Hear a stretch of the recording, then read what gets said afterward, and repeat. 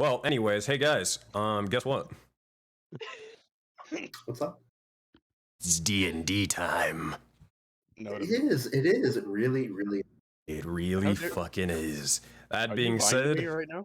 nope, I'm not lying to you. You want to know why? Patron, Why, sir?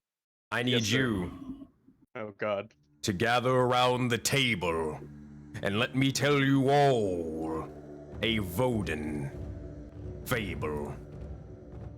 To gather around for the tale of these survivors, the tale of the looming corruption, and that of the mysteries within. For this, my friends, be the infamous tale of the Ascent and the legendary tale of the Soulbound.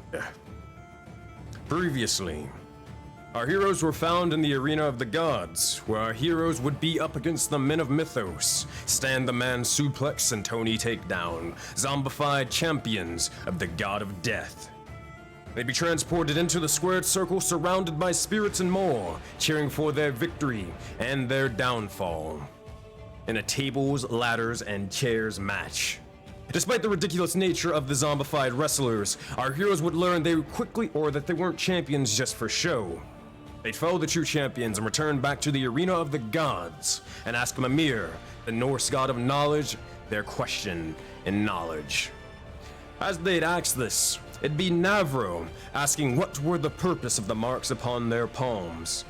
And upon hearing of the first spirits, that individual, he'd slowly crystallize over in an astral light and begin to slowly cease from reality and existence. However, as that happened, Amethyst, our fire salamander or fire newt, rogue, would experience an echo call like no other, as she summoned forth a powerful ally seeking to save them. That said, survivors now, listen now. With the re-emergence of an individual into the Auroraverse, it seems to be that there's a disturbance across all the realm. What that means and what that will entail, well, we'll just have to find out in session 10 of the Ascent for season 2 of Soulbound. And with that being said, everyone gather forth. Let's just pick back up where we left off. All right, everybody. Oh God, here we go again. So, I'm gonna bring you back over to the arena. This map that you guys have not seen ever in your life, not at all. And we're gonna go over here. Boop. All right, let's do this. Activate scene. All right, you guys should be loading in and all of that stuff. There you go. No, don't you fucking move. Don't you dare move, Myra. I see you moving. That was me switching tabs, so sorry about that. Nah, I'm messing with you, buddy. I'm messing with you. Oh, okay. All right. Oh, gosh, I've been waiting for this for so long. That said, let's break a leg. Let's do this. All right, let's give you guys your ambience and let's pick exactly back up where we left off. So, oh God. As we look back, we find our heroes asking the question to Mimir, and again, what do the marks upon their palms mean? And as you all learned this forbidden information, this sacred knowledge of oblivion and cataclysmic possibility, Mavro, a reborn wizard, you would see your entire form begin to slowly course with an astral light. As this began to happen, Mavro, you would watch almost like a movie play out before you, differing flashbacks of what had been, but also of what could have been in your past, your present, and even that of your future. You see as it all begins to sort of play out before your very eyes, before each and every single vision is snuffed out by this strange astral light of blue, greens, and purples and more. You see as each and every single individual in this same dream state begins to slowly crystallize, freezing over with a bit of ice before shattering out into oblivion. All of these memories, all of them yours, but then with each shattering of ice, you hear a phone enter the fray as it begins to play out a ringtone. No, I'm fucking with you. God damn it, my improv skills are insane. Anyways, but you would see as all of these sort of astral light freezes over, and with each shattering of an individual, you would almost lose that memory of them, Mavro. Before you begin to breathe a deep breath. And you look out and you look towards your hands and towards your arms as one by one it freezes over as it courses amongst your chest and then up towards your neck and then up towards your head before freezing over. While this is going on, am I able to get any last word out? That was the next question I was going to ask you. Mavro. Well, instead of Mavro, let's repeat. What are your final words in Project Aurora? Pick an echo For Mavro. and choose to, or say their final piece. For all of them, there are two things I could say for Mavro that would be in character. But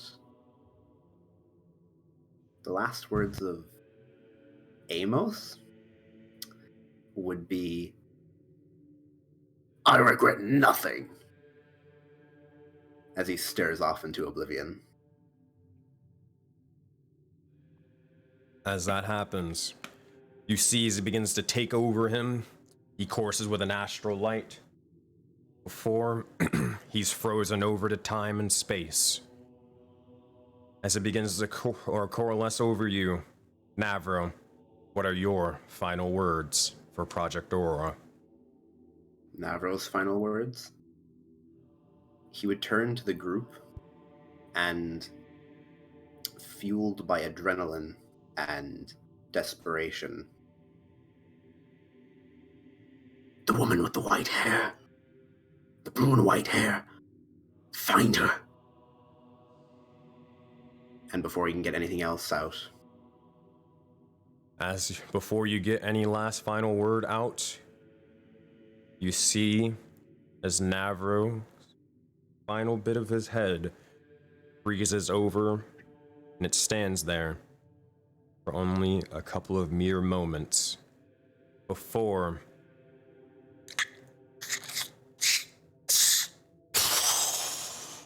you see as immediately an explosion of ice begins to form and immediately break off into several dozen directions. Hundreds and if not millions and billions of ice particles begin to fire off before they send or they're sent forth and around, left with nothing but an astral light. As you all witness this, you feel a huge part of you begin to vanish immediately. Amethyst, as this begins to happen, you look over towards them and you swear that no, you can do something. You can save them in this time.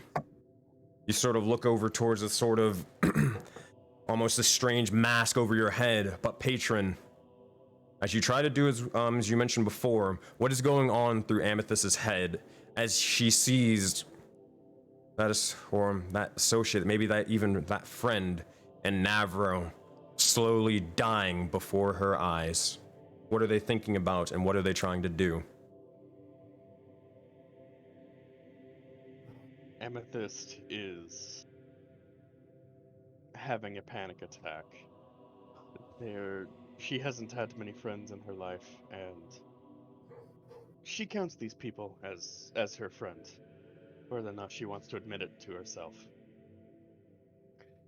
And she is just begging whatever god, deity, thing will listen to her, that they will stop this, or give her the power to stop this, or fix this, or she's just gonna try to reach out towards Mavro as he vanishes and just beg one last time. The thing that hurts the most is as you hear the final words, each and every single one of you, you hear the final words of Mavro, that almost that enemy within that associate and that fellow fuck up like yourselves. Before you see the final words of your friend and you hear them before the ice shatters and you don't even remember what he said. You don't even remember who they were. That sort of pain that you begin to feel in that moment in time, Amethyst, it's too much for you to bear. And as you begin to sort of reach out, you see as Amethyst's form begins to almost shift and change and tear before your very eyes, and an astral figure begins to slowly manifest from a mere individual, a mere soul, to a divine being. The individual leaving Amethyst's presence, you all witness a red-haired man with angelic wings spread out, with each feather a golden outline forms, as well as a halo forming above his head, made of 6 motes of light that swirl above. They walk closer towards the individual, and as they do, oh goodness, you all see this individual right here before, as they begin to slowly sort of approach out, just sort of rushing and sprinting over to the likes of Mavro. And as they do, you see as they tried their hardest to implement divine healing magic before their body begins to freeze up as well. And at this point, as it reaches out, goodness, all of time begins to stop as the presence of this individual is made. It slows to a crawl, and you freeze in your places before you watch as immediately, Spike, you disappear for only just several milliseconds before you appear once more. You look back out and you remember having the conversations with your sort of, with the likes of Groswarl, your sort of almost friend in arms in battle. But you immediately being brought back to this reality, you look ahead and you look around, and it seems to be that, or it's that sort of sense of a reminder of dread of what's to come and what is happening, truthfully. As this occurs, you all look out towards one another, frozen in space and time, silent, hopeless, dreadful even, before you all hear something rocking you to your core, as you all hear the mighty roar of a beast of oblivion. Oh goodness. You all hear, one second, if I can get it to play. I'll try one more time. If not, I'll do it myself. 5-4. All right, I'll do it myself. Would do it live. you all hear this.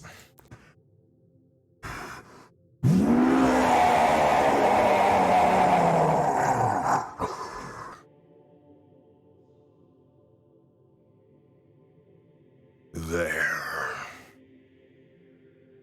As this happens, you feel as if all the ground around you begins to sort of shake about, and you see, and you look up frozen, you see a massive blue dragon flying amongst the sky and through.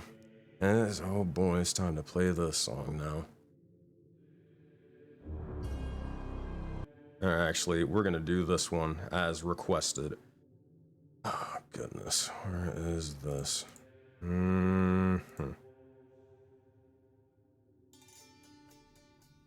Alright, actually, what the heck? Hold on 1 second. It's acting up a little bit. I can fix it real quick. For some reason, my settings didn't or save for whatever reason. Give me 2 seconds, folks. Sorry about that.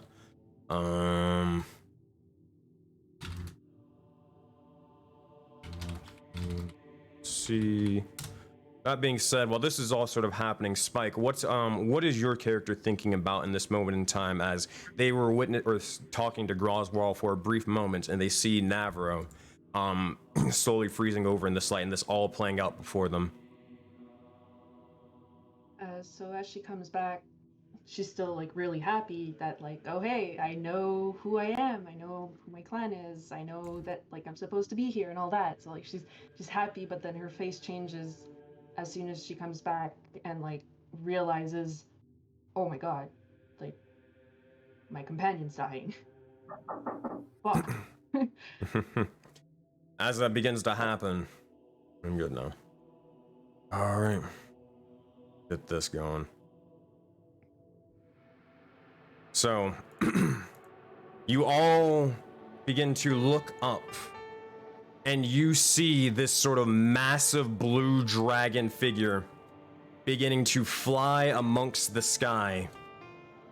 And as they do, you see, or Ingot, you're the first to notice as this sort of major shining of blue light of electricity begin to surge amongst the entire area.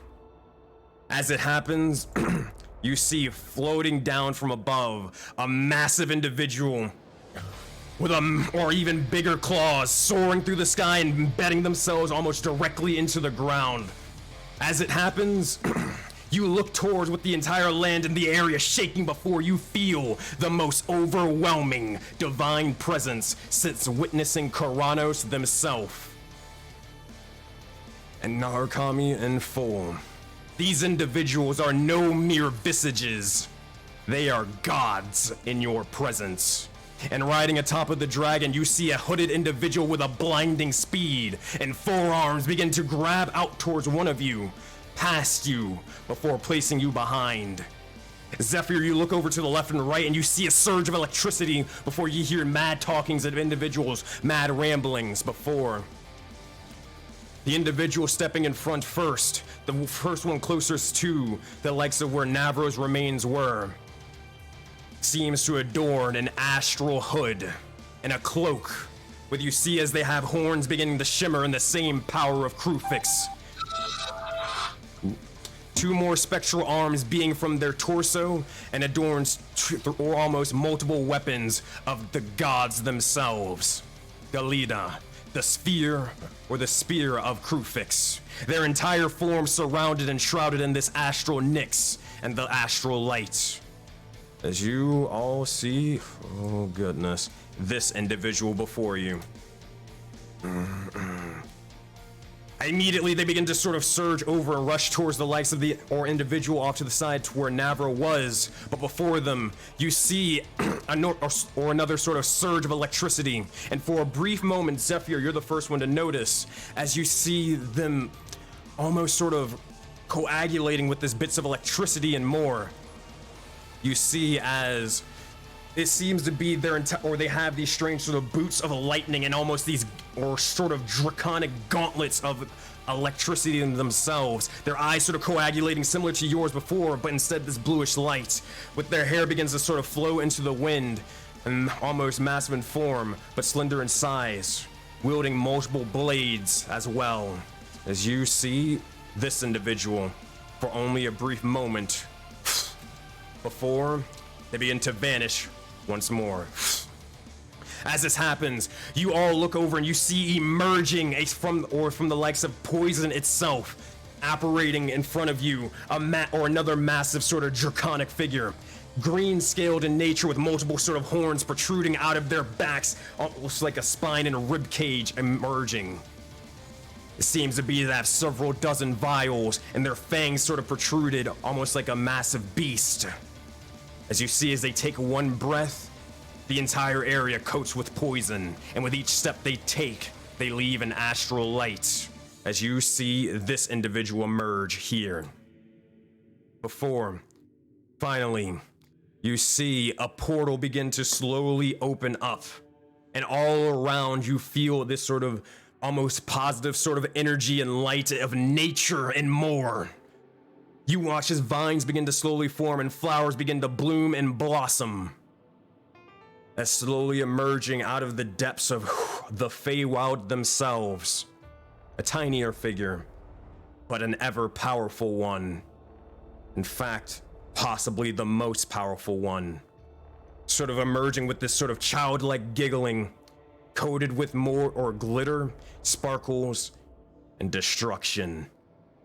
You see the likes of a tiny individual and a pixie goddess themselves emerge here. As this happens, Pantheon Divided, can you please join chat for me and grace them with your divine presence? Oh my goodness. Lol first. Jesus. Alright, hold up. That said,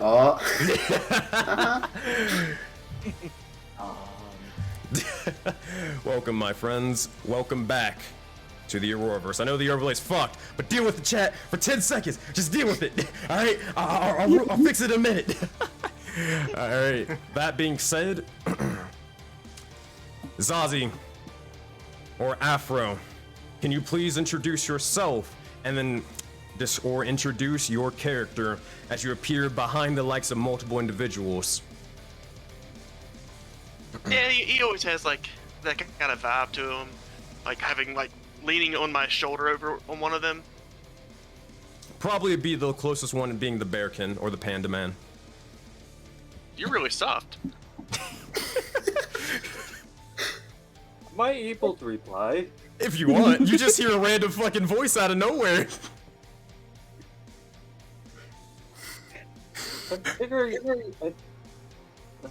He really is.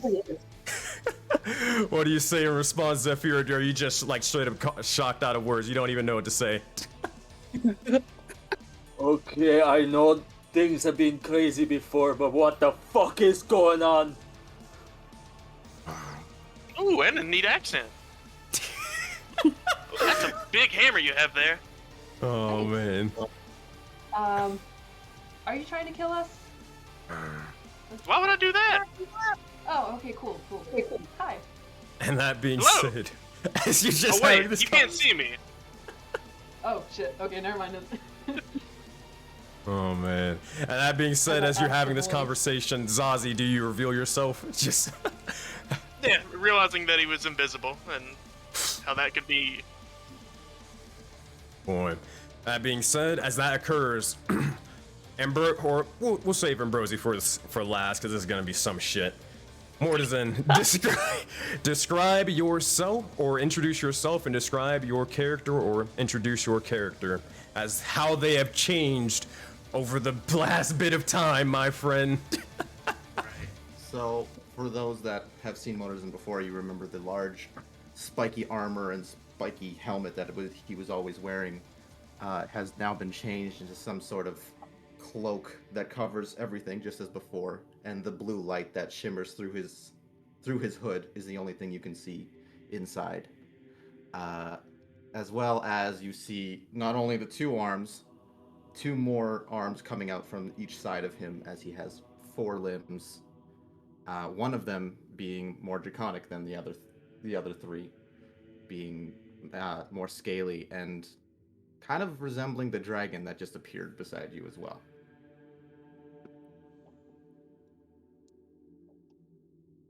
Am I trying to? What am I doing here hold right on. now? Am I trying to?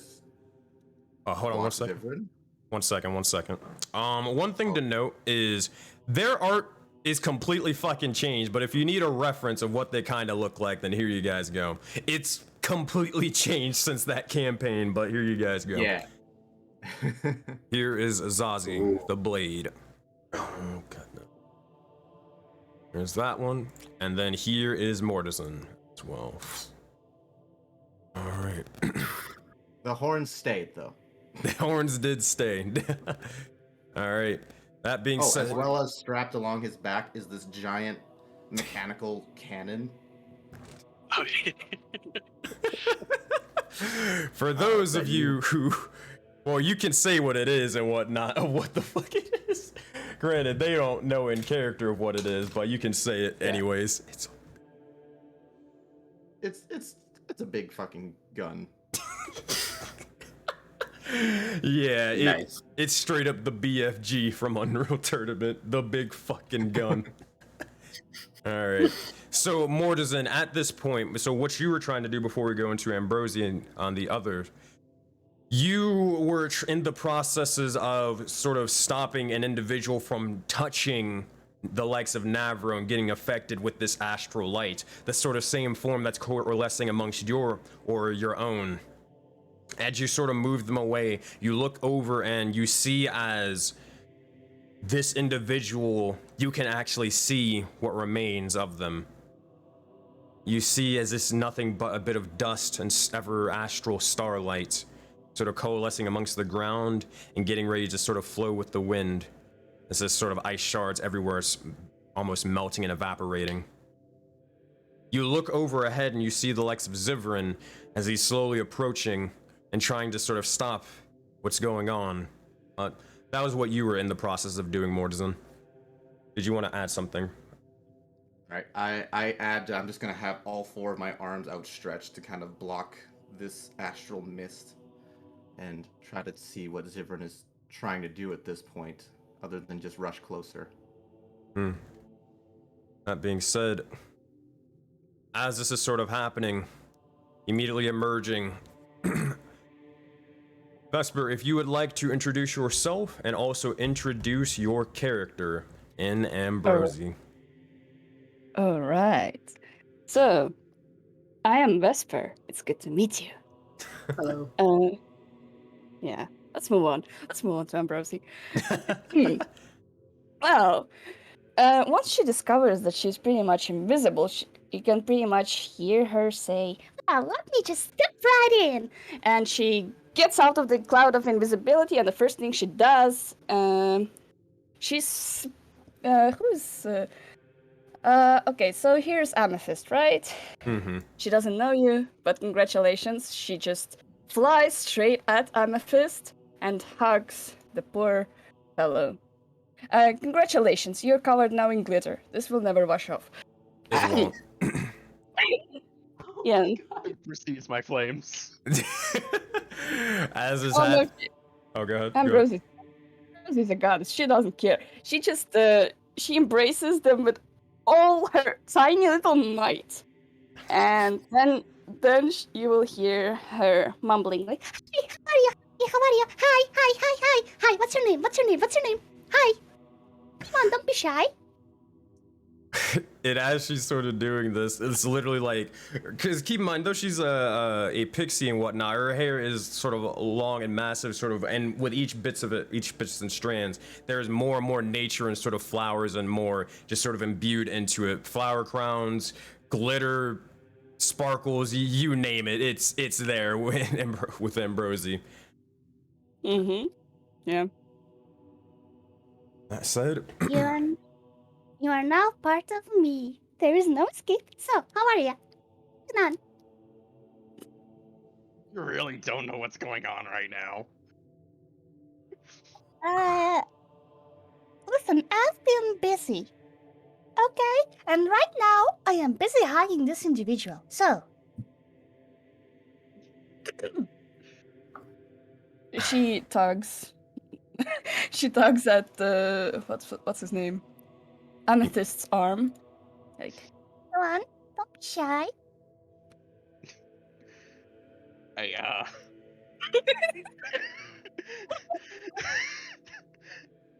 This is what it feels like to be on this end. I'm Amethyst. Yeah? Yes. Wow. Hi, Amethyst. I'm Hi. Ambrosie. You'll see as this is sort of playing out, finally, you'll look over to the likes of this individual over here. Oh, what the fuck? It just yeeted them over to the screen. God damn it. You'll see as they begin to drop down in this sort of green light, again, sort of ever-coated with poison and astral lights, and each step they take, again, begins to become more and more corrupted before they look and check their form and check for fucking glitters immediately. Just looking down and around, sort of trying to brush it off for a second. Looks over towards all of you, and then looks towards Zivran and is just like, the fuck is going on? What are you all doing here?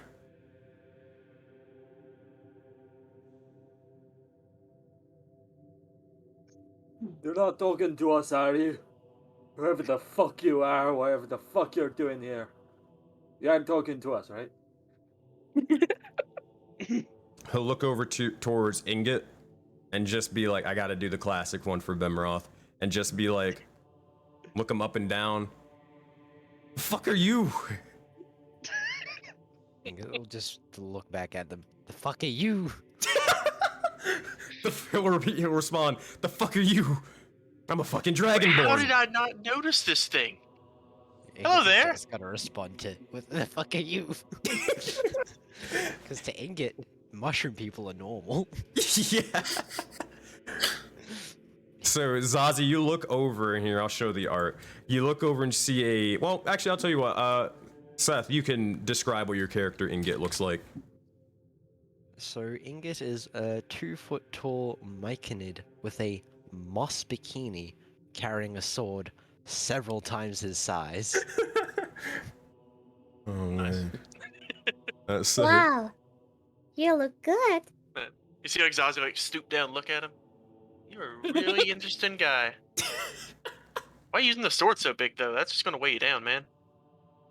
Ingot just starts swishing it around with like complete and utter ease, one-handedly. He's quite capable with that thing. Don't worry about it. Kind of terrifying, actually. Yes, we're all quite. Swing over there. Zephyr will just Much look down to the energy. scar across his stomach. At this point, And So much energy here. I was like motioning him. Swing there. Ingot will just start swinging wherever you've pointed. He gives a hesitant thumbs up. Oh, hell No, no. I know that we're used to this, but what the fuck are you doing here? and you'll see as immediately it goes towards the likes of Myra and Amethyst, and you'll see this massive blue dragon begin to look directly towards you, eyes coagulating with more electricity, and begins to just sort of immediately exhale and just staring at you. What do you do, Myra? I'm gonna stare back.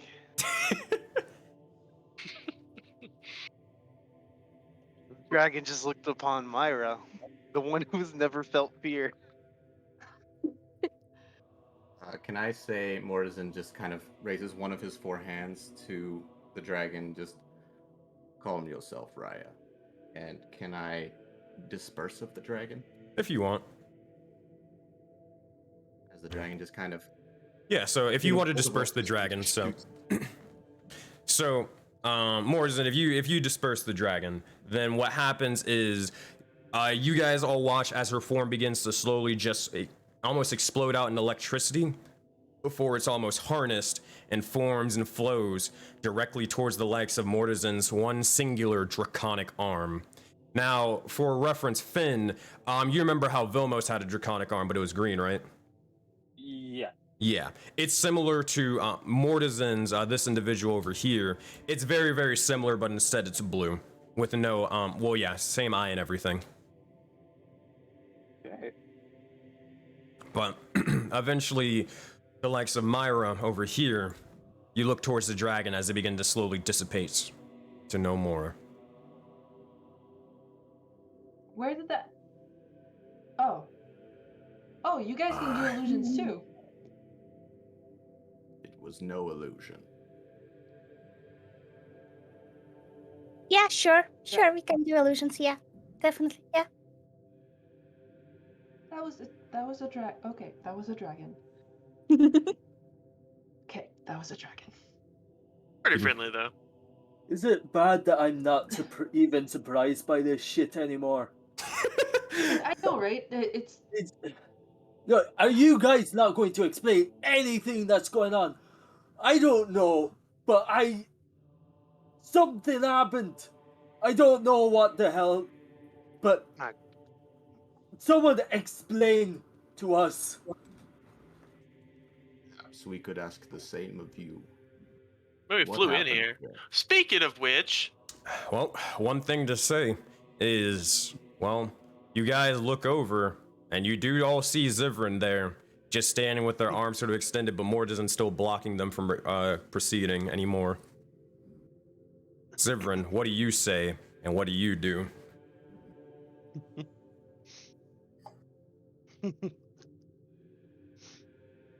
Zazie, do you you extend your hand? oh, Or it was is towards Mortison. Oh, okay. One of the four hands drops a platinum piece in his hand. Does Ingot see this? Oh no. Honestly, I'm surprised that Ingot's not going after the fairy, the glitter fairy.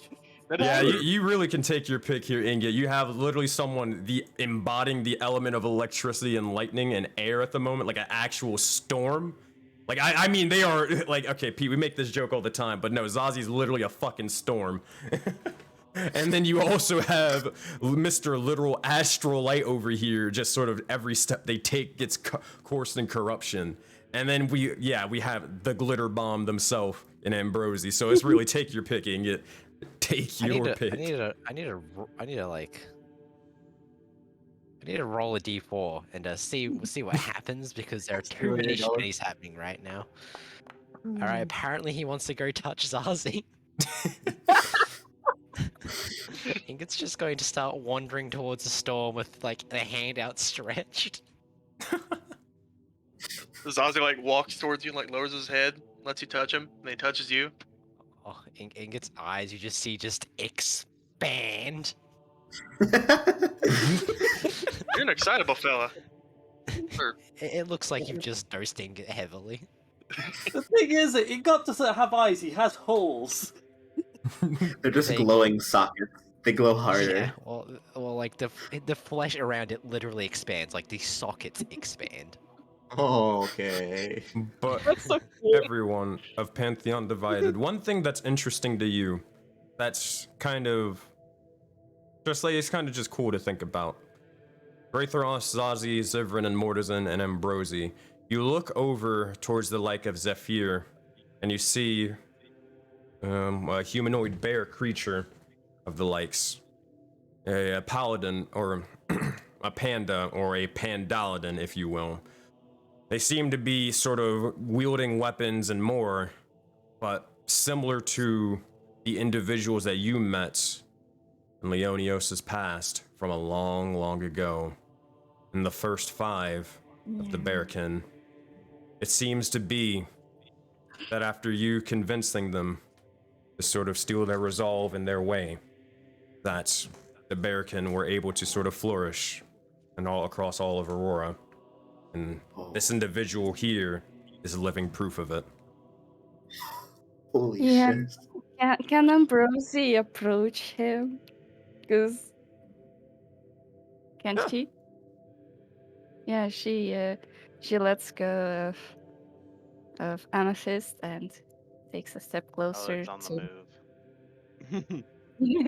takes a Being step the glitter. closer to Zephyr. and Thug, he's a big boy, right? And Oh, yeah. I bet she kind of reaches at least to his finger, and when she's standing on the ground, and she just reaches out carefully like a child and tugs at it, like tug.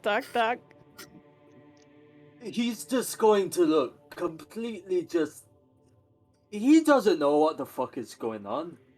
And I'm not sure if he could care less at this point, because if he cares, he has to accept the fact that what the fuck is going on. Just as easier to. So yeah, he'll just bend down hesitantly and just look at you with confusion. Yeah, well, do you know how grandmothers usually do when they visit, or when their grandchildren visit them and they haven't seen them in like ages? Yeah, she will take him, like, gently set both her arms around his cheeks and, like, turn his head one side, the other side. And before he can even open his mouth to say something, she goes like, shh, shh. Let me have this. And, and she will, pinch his cheeks, like do the cheek pinching whole thing. And Mavro, my grandma's not a fairy, is she? Mike's just looking over Zephyr's shoulder, like. Hell. This is Yeah, actual hell. Wow. I'm hiding out the hell. No. Listen here. I am so happy to see how much you've grown. Wow, such a big boy. How do you know me? she will give his nose a little bap, like gentle bap, like the boop, like to cats or something. And then she will let go. Yeah, I'm so happy to see you. Such a big boy. How are you? What is going on? She is compatible. Like, is this my grandma? Is my grandma a fairy? Would I know of Ambrosie, Sensei? Make a history check, Zephyr. 20? Oh boy, it's time to get the lore out. Alright, here we go. Oh. Okay. 20. That is a good 20. Also, you're an amnesiac, right? Yeah. Or history. Yay! Aha! I see. So, Zephyr, you are now proficient in history as you begin, or as you marked off one of the amnesiac sort of things that you were proficient with in the past.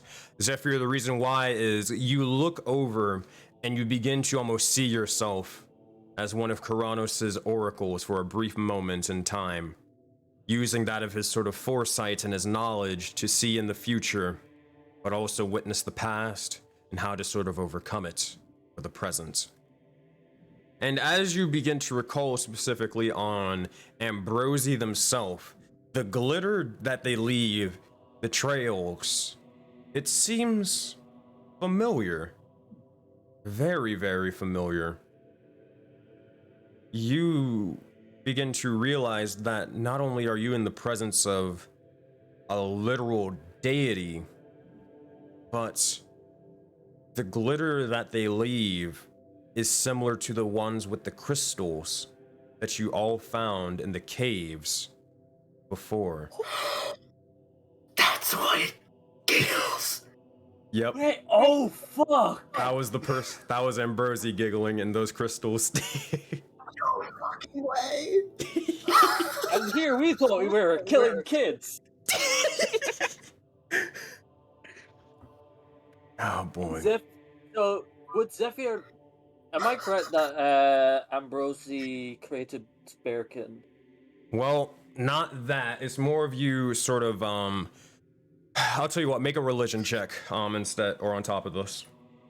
I'll give you advantage because you got your nat 20 from history. Oh. Jesus Christ, man! Another nat 20. Yeah.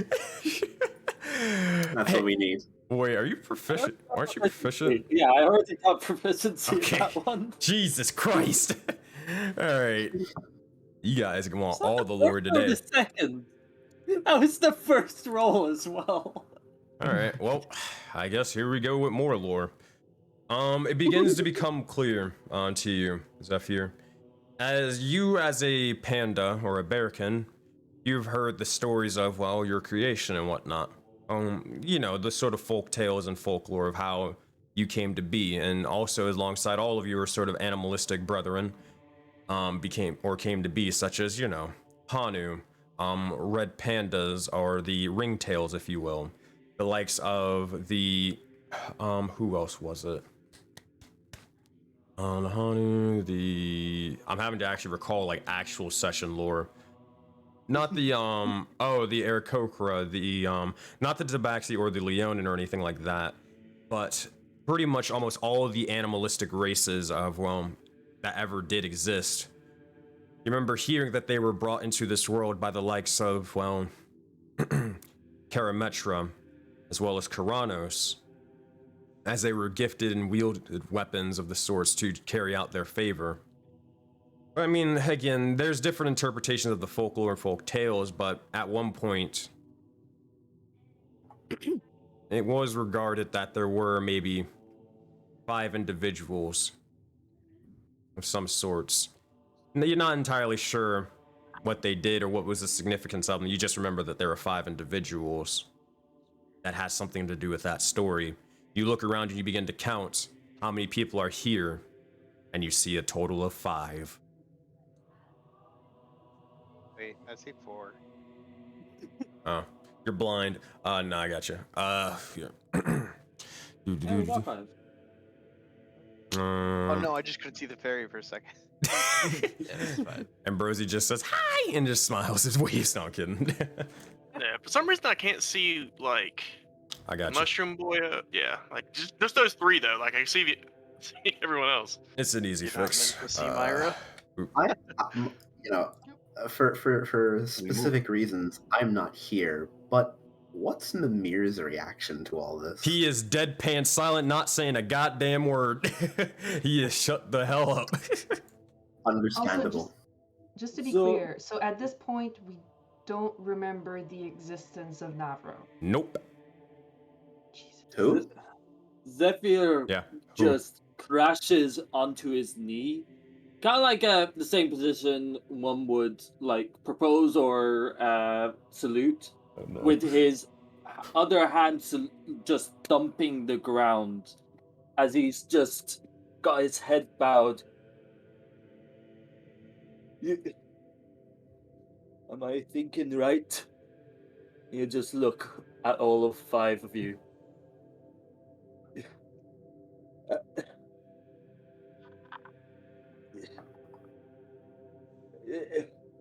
I don't even know what to say.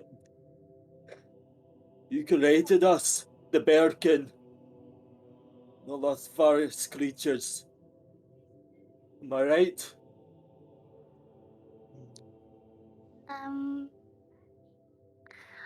Well,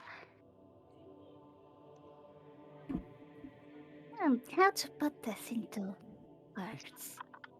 There are bears somewhere. Yeah, Well, they're technically when we encountered the bears, but they weren't like. you could put it like this. Bears existed, we just, like, liberated them. You know, We gave them a push. yeah. They were capable people, they just were a bit lost. Let's say it like this. It's nice to see that they're doing so well. Yeah, I'm so happy to see. Imagine that. Hey guys, we're like godparents. Literal godparent.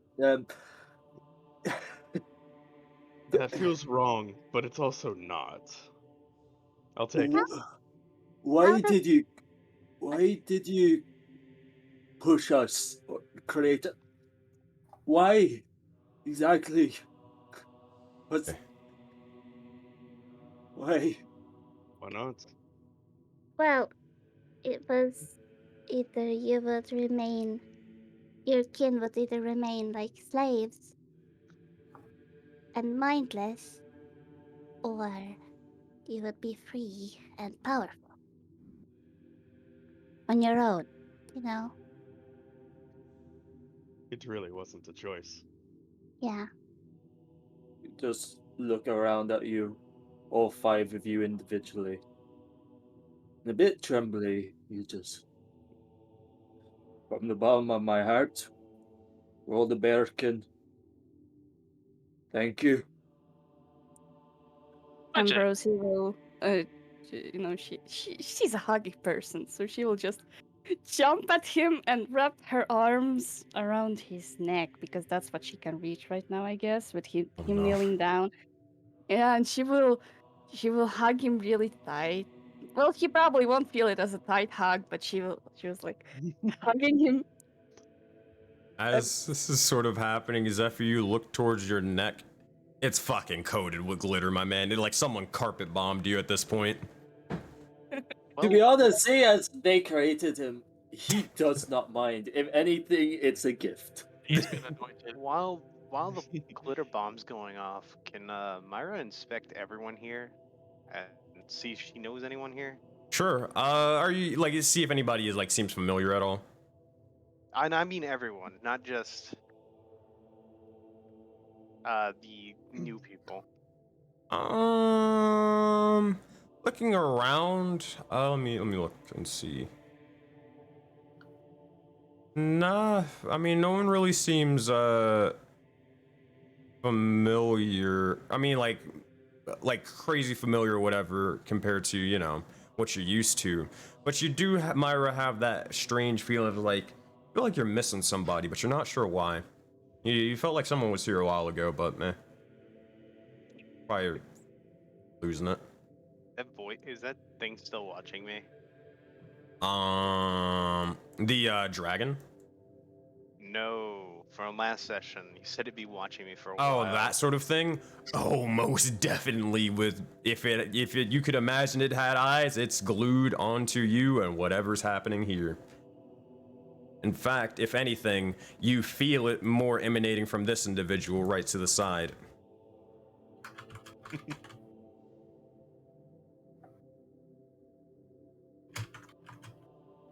Oh, I feel it from him? Like, Yeah, you feel a very, very similar sort of presence from all of them to what you kind of felt like, but especially from this individual. The Green Dragonborn, which I can show the art now. Graithross's art, I think out of all of them, probably Graithross's looks the least like his current one looks the least of what he looks like now. But here is, this character is typically played by Bemroth, but obviously on vacation, so wasn't able to get him to come through. But there you guys go. And then also let me show you Ambrosie, which is pretty straightforward. Boop. Pixie. There she Yeah. is. Tiny, glittery, and winged. You know, Look at my fairy. Look at my fairy godmother. Your fairy Myra's not godmother a has fan no of her. veins. True. Oh yeah, that's true. I mean, she's and once she became a god, she kind of retired from her OnlyFans. The legacy still... Oh, Jesus. As you do. This is canonical. This is actually canonical. This fucking happened. Wait, what? She made a fucking OnlyFans in Project Aurora. Yep. Yep. Nice. Finn, you're about to have some very odd commissions soon. Yeah, but let me just tell you that when she became a god, she kind of like eradicated all traces of her presence. You can never remove content from the OnlyFans. It is eternal. It is the one thing holding Project It's like Aurora glitter. together. It's like Well, glitter. in that, You can never walk it away.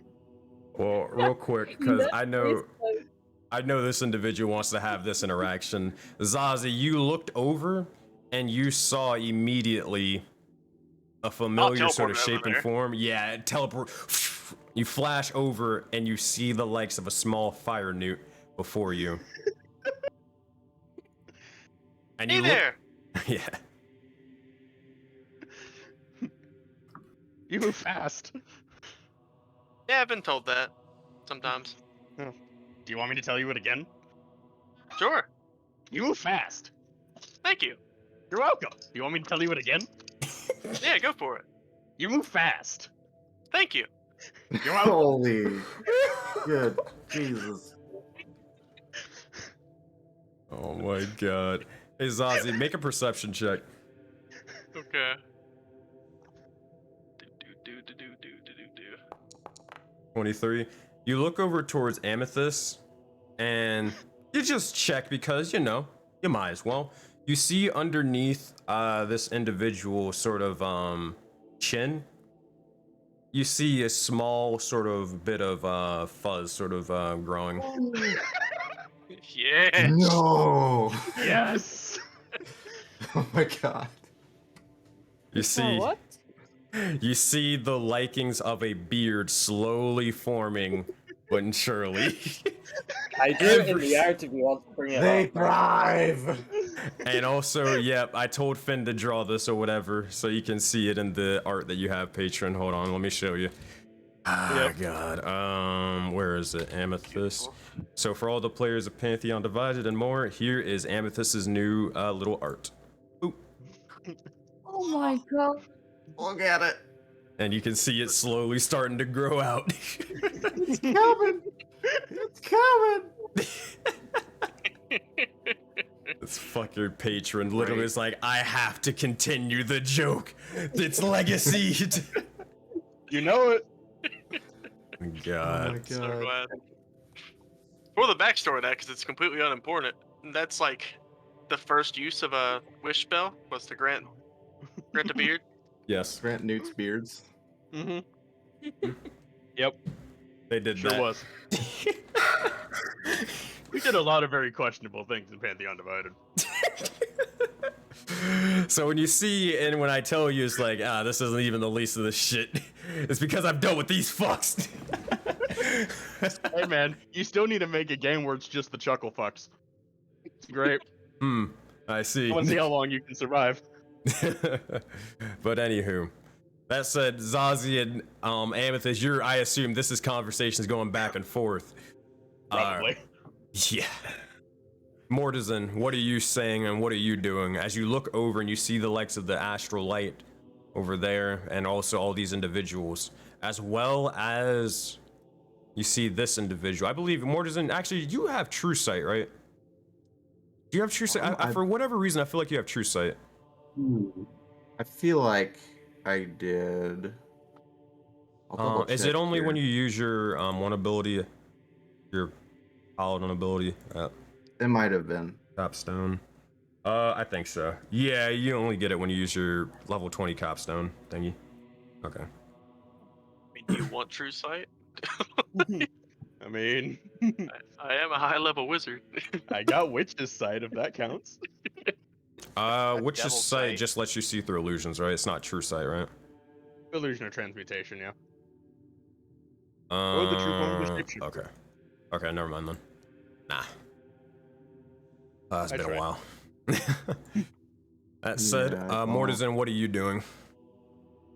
I think I'm just looking out at everyone as they're all getting acquainted, I guess.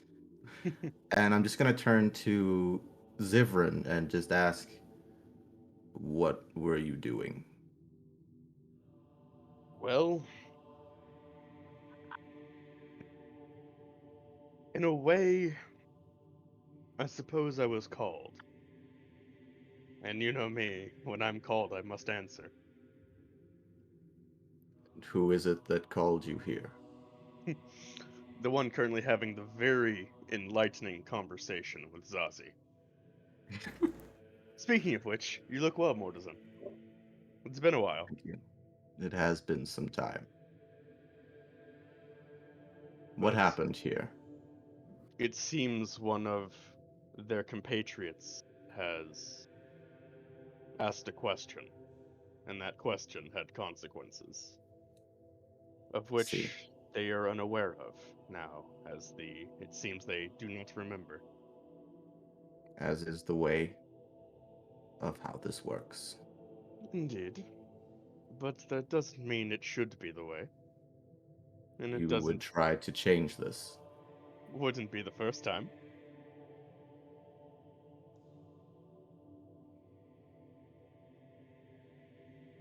There was a reason we were all brought here this time. There was. I was not expecting to see all of you. I But it didn't is good to- realize it would be you at the other end of this, but you understand why this can't be changed, correct? I understand that there are rules in place, but I also understand that sometimes the rules need to be ignored. What makes this individual any different than any other?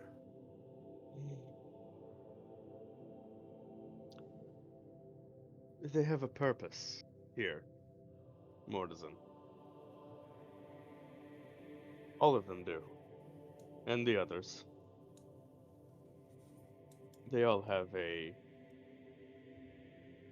destiny, and this one's destiny is not over. Not in this place. Not I at this see. time. Sensei, would I have any, with my, my background and all this kind of stuff, would I have any inkling of what Zivrin is talking about? Yes, all 5 of you do. You know what they're kind of getting at without saying it. Okay.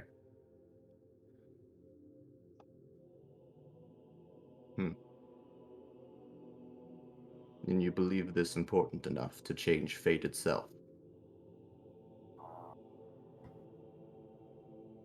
I do. Can I make an insight check on Zivrin? Yes, you can. Make an insight check. Is everyone make a persuasion or deception check? God Okay. battle, baby. Now, is the Arena of the Gods considered a city? Oh my god. Oh god. You know I have to ask. Is it considered a city? Is it considered enough for me to get Afara's disciples a benefit? I wouldn't say it's a city. I wouldn't say it's a, well. Ah, boy, that's a fucking, okay. Ah, god, alright. Here's the thing. Roll a D, well, no, there is an absolute answer here. Okay. Does that count as a city, though? I don't know. You tell me. Do I need to look up the Google definition of a fucking city? I mean, live here, but I mean, hold on. When in doubt, just say yes. I mean, The city is what a the city is coliseum of a city. It's not that. Orange A Town. city has a certain population compared to a town. Oh, I know. Oh, I know. If it's over about 4,000, I think it's considered a city. I will No, say. I think it was if they had a chapel, was it not? Or a cathedral? No, because towns can have chapels. I will say ultimately, yes, you're in a city, as Zivrin, you are in the likes of Valhalla at the moment. And there are several thousand individuals here, if not way more. Cool. Do we have a character sheet in Foundry, or do we have to roll off of Yeah, you got your character sheets on Foundry. Here, I'm gonna make you, or reset your character though. Doop doop doop. Alright, so you do get a bonus to that sort of whole thing. Cool. I'm just trying to find my character sheet. Don't mind me. Oh, you can just double click on your token. I am, and it's not pulling it up. Mortisan. So that one You know, more it time. might be because. I was gonna say, while they're doing that, can Ingot walk up to Mortisan? Because he's seen a platinum coin, and Ingot's never tasted platinum before. Sure, yeah, I'd say so.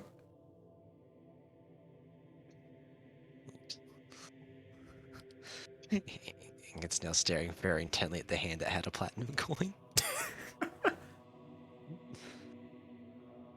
At this point, Morrison's just ignoring it until he understands what Zivrin's doing. You would have seen that Zazie had put the platinum coin in his pocket. Yeah, you would have seen that exchange. Oh. Yes, but if you have one platinum coin, you have more. Oh, okay.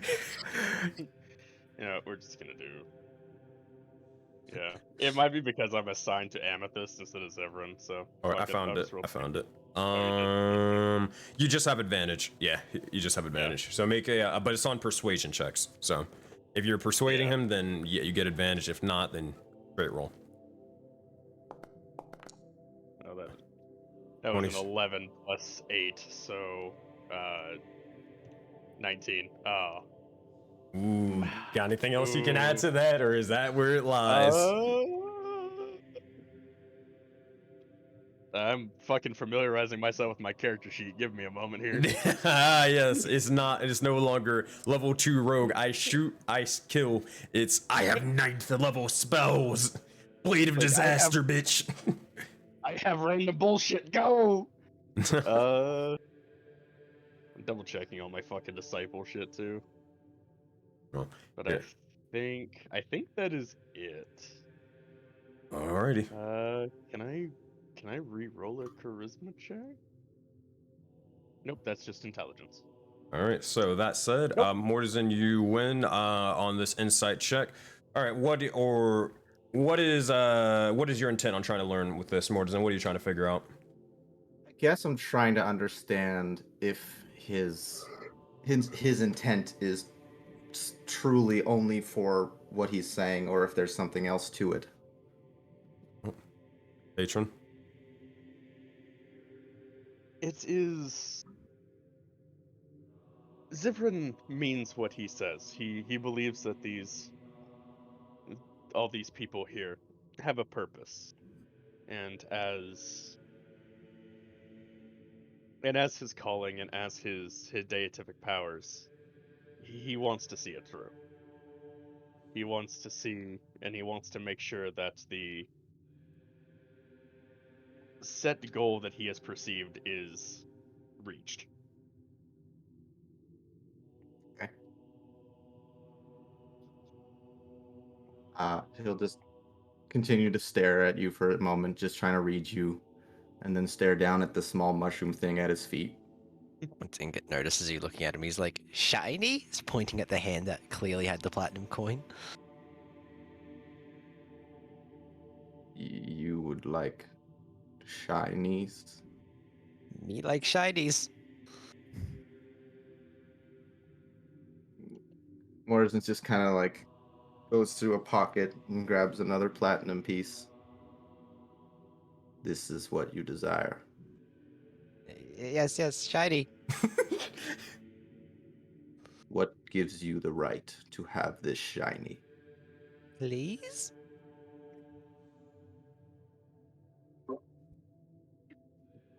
Sensei? Yes. I'm not really supposed to, right?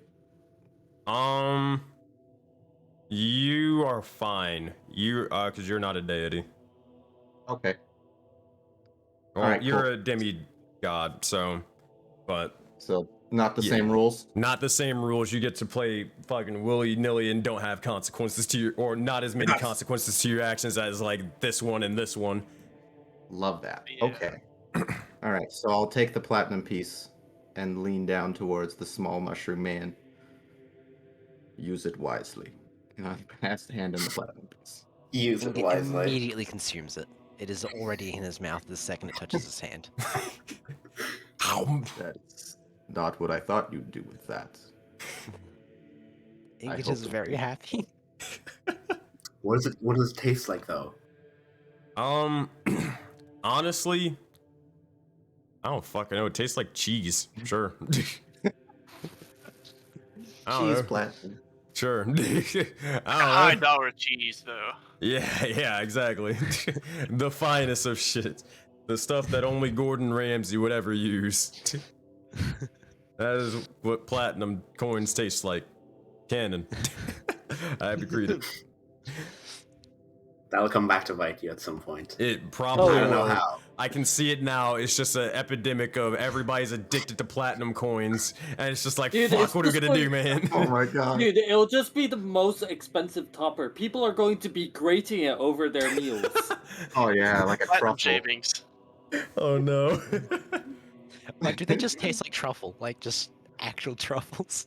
Jesus Christ. Oh boy. Cannibalism. Myra, Oh no. No, Spike, no. Go ahead, Myra. Myra had also approached Morzin, but I hadn't said anything. I'll stand up again and turn to the other horned figure in the room. Thank you, they are antlers. Sure. Sorry. Fucking be a dick. To be fair, I didn't see your art all the way. No, all I see is little turtle. prongs. Oh, okay. Here, I'll show you the art. Alright. You can keep talking. I'm just gonna show everybody's art, though. Okay. Yeah. Oh, I'm just... I came to him because he looks like he's got healer symbols, or if I'm not mistaken, or at least some kind of symbols that look like a healer. Yeah, I mean, there's a bit of healing aura around him. Oh, there's candles in the antlers. Cool. So yeah, I guess Morzen's just gonna continue this stare down with the silent figure. The silent figure looks battered to fucking bits. And he looks at you and goes, and I cascade of voices, which I can't do because voice mod is mean. And you repair. Oh, I missed that last part. The last word, or I heard, "Can you repair?" and then it went glitched out. Mm-hmm. Flesh. There are means to do this, yes. Can I just to him, maybe Inga if he's looking close enough and not busy devouring his coin, lift up the bone mass Oh to shit. reveal the full extent? Ooh, what do I see? I'll let you describe Limbit. You see hollow, stocketed eyes. The entire lower jaw is just made of bone. Most of the face is a pale gray. The hair mangled and dark black, as if and oily, as if untreated for many years. Sensei, do I have any inkling of what is happening with this person?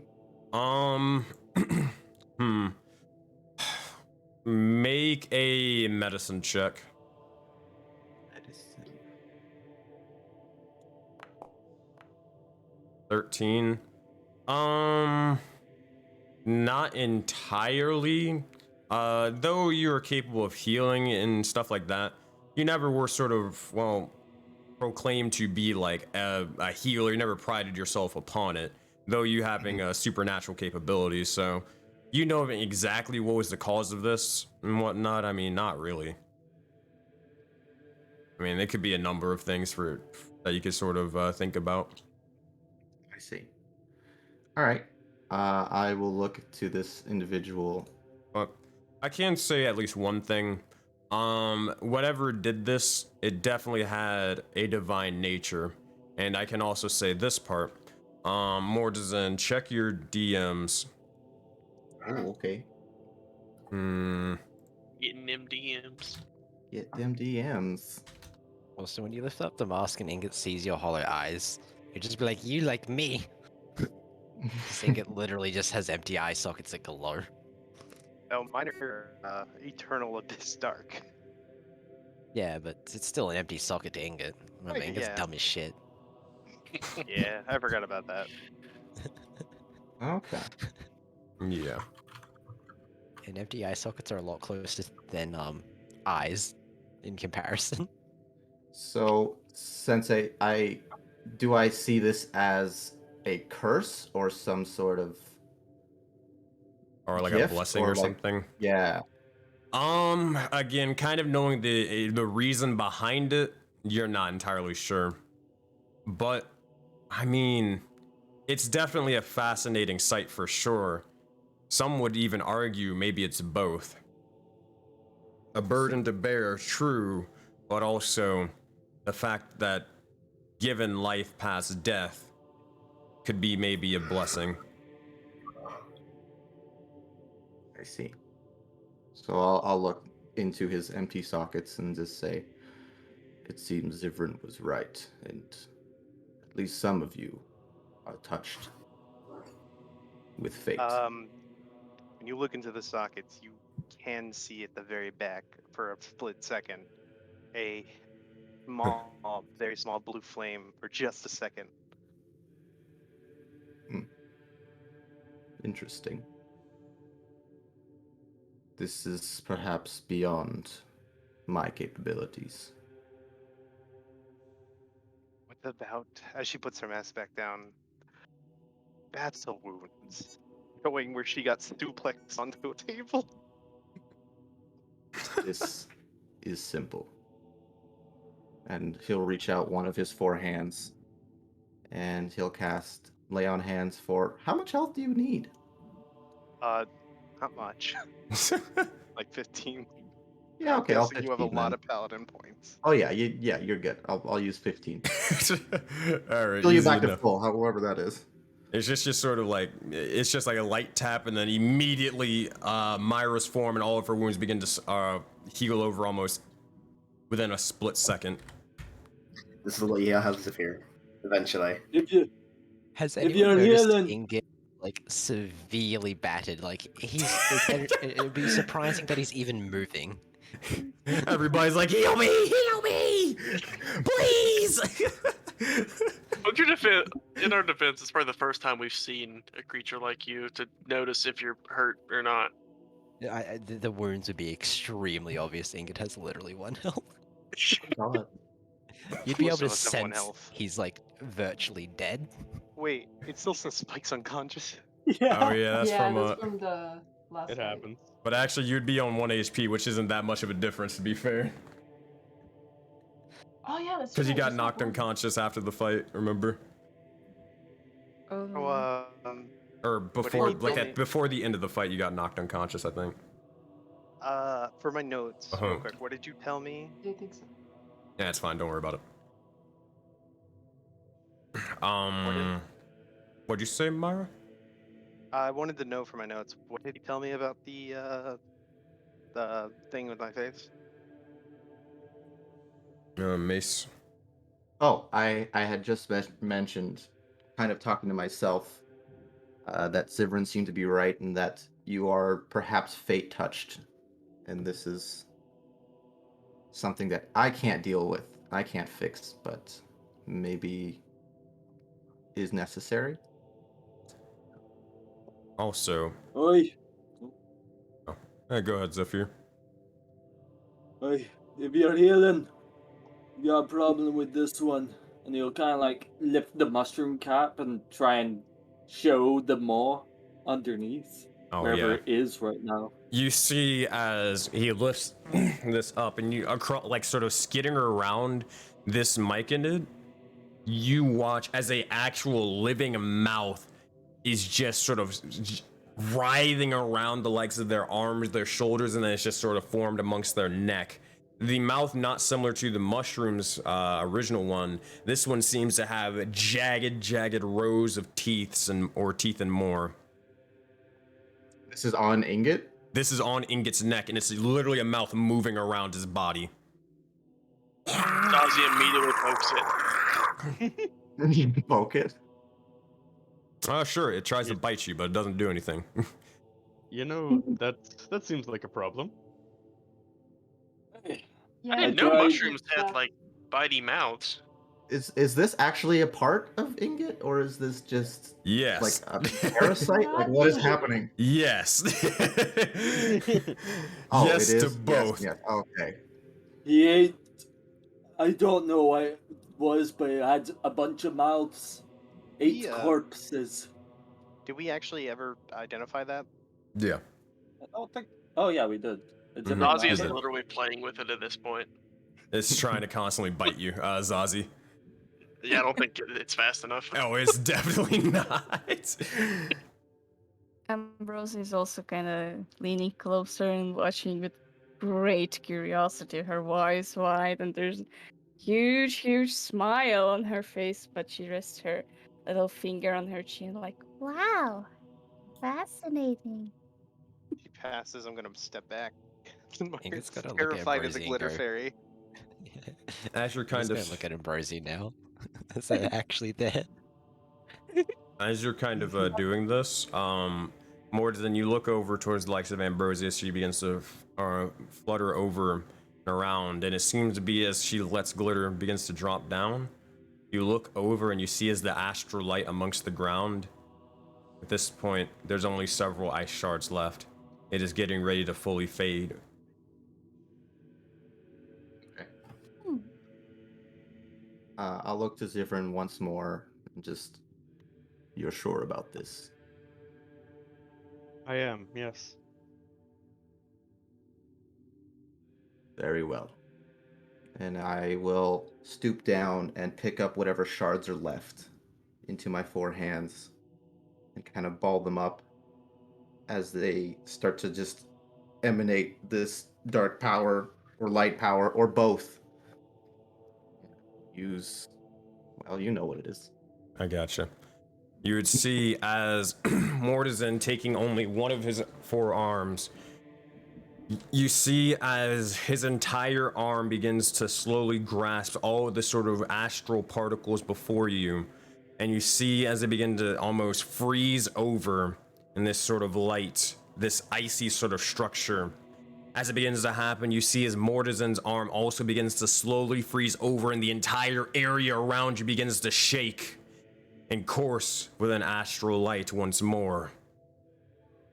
You look for a brief moment, and who has the white mark upon the palm of their hands? Amethyst, I'm pretty sure.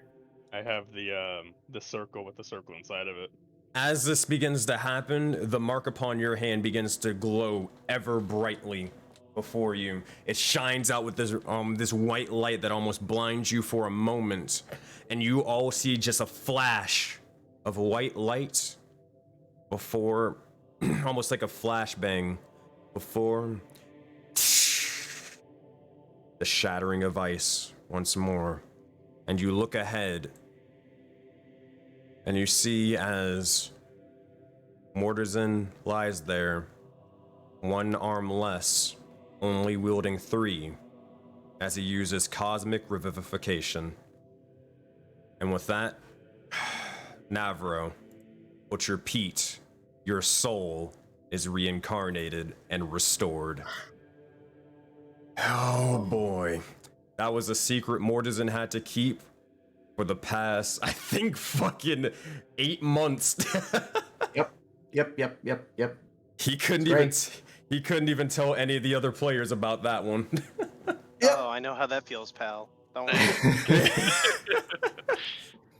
That said, Mavro, you awaken as your soul is shackled once more, and you see the black star form amongst your palm, and you look around and you see all of your allies and several other individuals that you do not know of before you. And with that, the likes of Spike, Ingot, Myra, Zephyr, and Amethyst, your memories are restored, and you remember Mavro suffering a cosmic death and being restored. Is this the first time someone has ever been revived? Yep. Mm-hmm. Fuck. And Navro's... What does the, playing of events look like for Mavro? It looks exactly how you started, waking out of an icy crystal prison into a realm that seems strange, but And simple as that. Navro retains what little memory he has? Yep. Navro looks up and Oh, were you gonna say something? He just hugs you. Yeah, so does Ambrosie. Not gonna lie, Ambrosie sees him appear. And, just. And she looks away from Ingat and then slams herself at him. Have a glitter Cruel hug. fate. D- I am so... Comes back just to die again. did not crushed. Does Mavro understand that he died? Yes. He understands he was erased from existence for a moment. Navro, before he even has a time to react, settles into the group hug he's in and starts quietly sobbing in melancholic joy. Okay, I'm sorry, I gotta do this real quick. Margaret stops what she's doing to turn to him for a second and looks, why are you celebrating? You're in hell. Oh no! Shut the fuck up! I'm back. And he looks around at this extended, colorful cast of characters. Did you lot bring me back? Mortison's just gonna look at you and just say, "You were given a second chance today. It seems you are fated for more than what you have done." Yeah, I feel like that's the case. What's your name, by the way? I am Mortison. Mortison. I assume myself to be Mavro. You And I look assume. at him, and I look at his, form. He looks a lot like the statue of Krufix, does he? With the now 3 arms. He But he's does. also Actually, Mortison is holding and- the stub that used to be the other arm. Oh, wow. And there he is. Mavro. Hello. Mavro. Oh, whoops. He's very bald. Incredibly so. Should I describe to them how Navro looks exactly? If you want, yeah. So he's got a very simple appearance. He's a completely gray-skinned humanoid. The ends of his ears are completely burnt off. He's wearing these dark robes, black gloves, and tall boots underneath a long, you can kind of see that they're tall boots underneath a very long robe. And aside from a staff he's holding, the only really distinctive thing about him is 2 things. One, there is no hair on his entire body, none on his arm.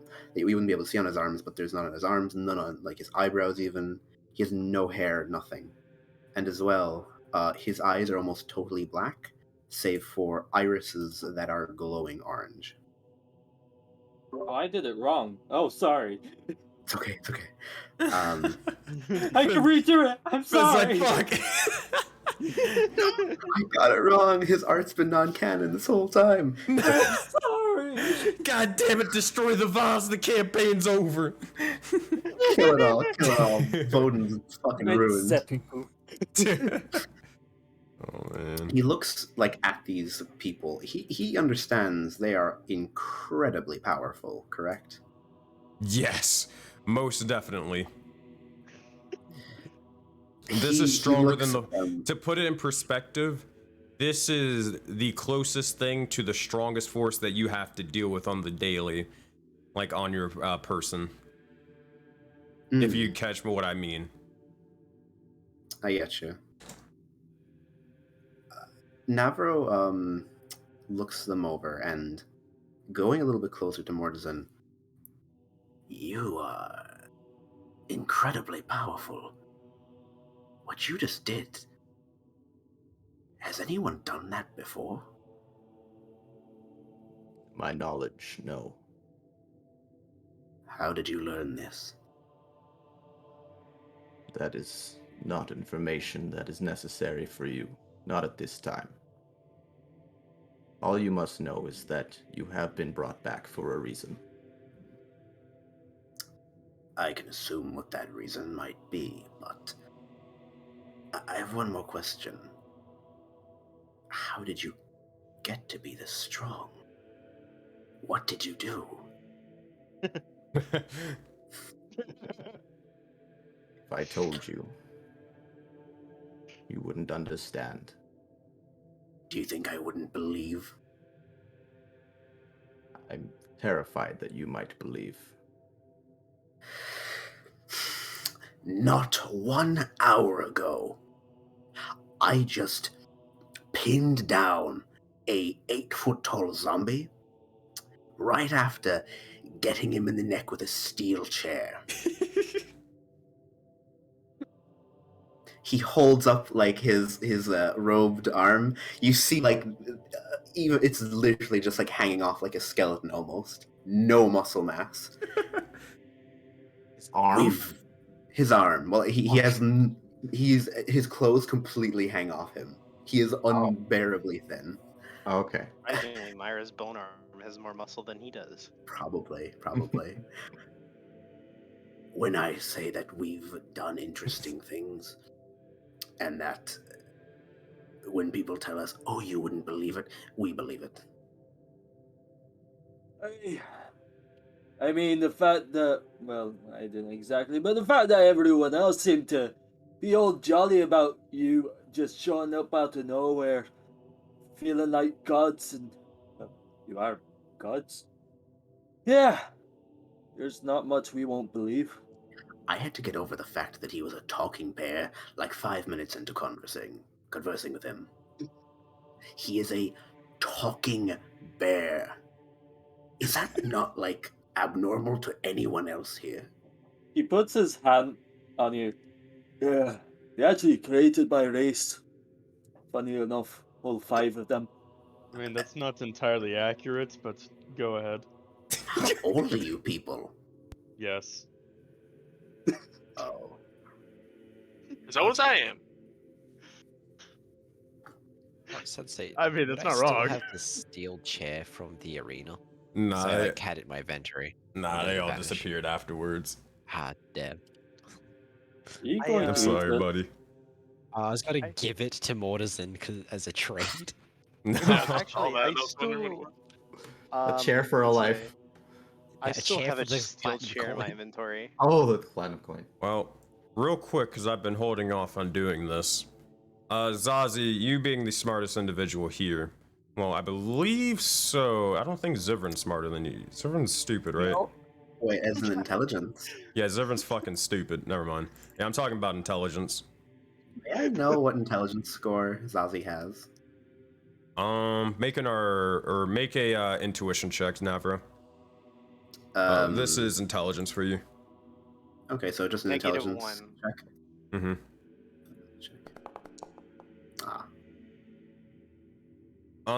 They're fucking smart. Are they smarter than Mavro? So how do I explain this? How do I explain this to you? You're not able to gauge it. To put it in perspective, you're not able to gauge it. The reason why is because you look at them. Now, granted, this is a sort of weird meta thing of you look at it as a player like, oh yeah, this is another player character and all that stuff. But as a character, you believe them to literally be a demigod or a god or something ridiculously powerful to the point where it's not even fathomable to gauge how powerful they would be. Does that make sense? Okay, that makes sense. Yeah. Yeah. Yeah. Well, the irony is, like, Zazie is very intelligent and knows a lot of things, but he never shows any of it. Ever. Accurate. Same. Yeah. Same. But the reason why I mentioned this is because Zazie, you would have noticed, as well as actually you too, Ambrosie, you would have noticed the shining amongst of Amethyst's palm, that little white mark. And you two would look around. Oh yeah, I guess also, god damn, all of you guys are fucking perceptive as shit. I forgot the fucking Oath of Watchers over here. I see y'all. Yeah, so you'd Nothing also escaped see my it. sight. Zivrin, what about you at this point? I mean, fuck, I might as well just go check. Insight. Oh, yeah, you have a fucking passive of 18. Never mind, alright. Yeah, okay, fuck it. You all see it. Alright, you all see the mark upon Amethyst's hand, and you look over and around, and you see as each and every single one of these individuals have marks. However, I need all 5 of you to make history checks for me. I'll make one for Graythros. History? History. Well, I'm not good at that. Same. That's pretty accurate, though. Not you, Amethyst, Zivrin. Well, that was. Oh, for it's the same Zivrin. thing. Yeah, actually. Yeah. You'll see as Ambrosie and Graythros, they begin to look around and they see something familiar.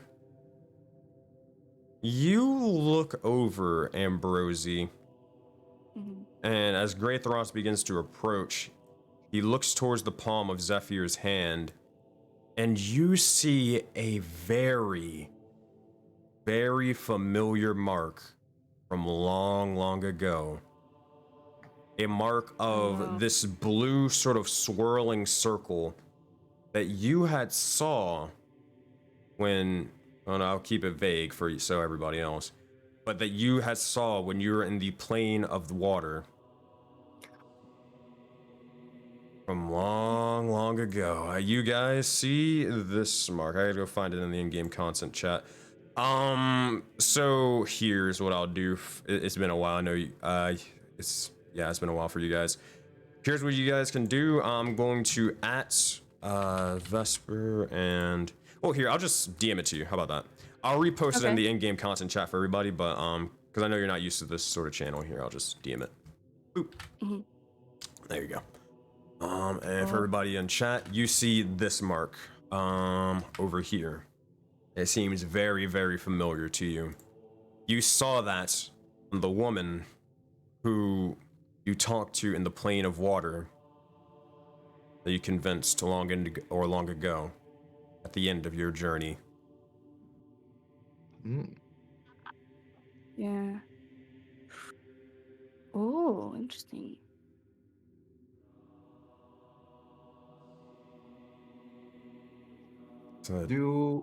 Does every one of them have a mark like this, or is it just Amethyst? They don't have a mark like that smaller. one. So they have different marks of different shapes and more and whatnot. That was just the one that's on the panda or Zephyr. And that Mavro, one is your out of game is that one is the one you saw in the water plane at the end of the campaign. I just, out of curiosity, what kind of weapon is he using then? Panda. Right now, a glaive. Okay. Alright. Never. Is your book, your wizard spell book, is it read away on your person? Yeah. Like you can see it? It's like in his robes. You could probably see the shape of a book. Okay. We see them looking at the marks? Like, are they visibly looking at them, or are they just, like, eyeing them from the side? If it was our passive, we probably just kind of noted them. Yeah. We're actively pursuing them. I was about to ask a question, but then I thought, nah, you know what? It's not even a repeat. Damn. No cowabunga, no gotta ask the questions. Tragic. I mean, Gotta take a cool down for your cowabunga, man. Cowabunga's a little too hard. Questions. Actually, speaking of questions, especially since what's his name, Graythros. Is that it? Graythros? Since he walked up to Zephyr, does the fact that he's got a lot of astral energy going on around him, does that ring a bell for Spike? Well, it rings a bell for all of you, because you've seen it before, and that's bad news. Granted, I would probably also say, well, you probably wouldn't want to be where you guys are standing at the moment. Resistant Oh, that's right. poisons Inget's don't not next to the probably astral find- light. Yeah, No fix. granted, I'm assuming you guys are staying far the fuck back, but yeah, you probably don't want to be where you are right now, or like 5 feet within Wants him. to touch the light. I do You? have questions Wait, for him. Where? It's on the ground and it's every single step he takes. This is why he's been sort of off to the side and just Are you- not moving much. Are you actually able to speak for him, or? I'm trying not to because I don't know exactly what Bimroth would say. So I can. I know what he would do, okay. and I know what he would You kind of pointed do and all something. that stuff. So you can ask him a question, and I'll answer it the best that I can. Okay, because you. Oh God, the fairy's next to me. But There is no escape. Just stay where you are. I was a little scared if we found out that she had the crystals, right? She was the crystals that I may or may not have tried to intimidate at one point. Well, she hasn't spoken since Mavro's awoken yet. Okay. You said I sensed energy from the lizard. Yeah. It's similar to the one that's launching me. Yeah. I wanted to approach and ask him if he feels it. Can you feel? Feels what? Feeling like you're being watched. As you say that, Inget's probably going to try and touch him. So he's literally being watched by this little mushroom as you ask. Yeah, I wouldn't do that if I were you.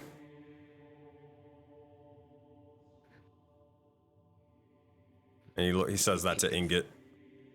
Inget's thinking about it because Astral Light is like the best type of shiny. It's delicious. It is. Keep in mind, Inget, Astral Light also tried to kill you. Yeah, but it also made him shiny. It does, but it also, well, yeah. So I guess it's really up to you. But also at the same time, like on multiple occasions, Astral Light has nearly killed you or any enemies, or not enemies, any allies. So that's really up to you on whether you would want to approach it or not. So you know at the least it's dangerous, but also it is shiny. It is in fact shiny. Inga, no, please don't have another Mavro. No. Ambrosie can solve his shiny issue or desire. Would he like a hug? Inget likes anything shiny. Astral Light is just the ultimate shiny because it made him shiny once. Oh my, it's like a disco ball. Zazie has the epiphany to cast Otto's Irresistible Dance on Greythross. He'll give you a deadpan stare and look you down.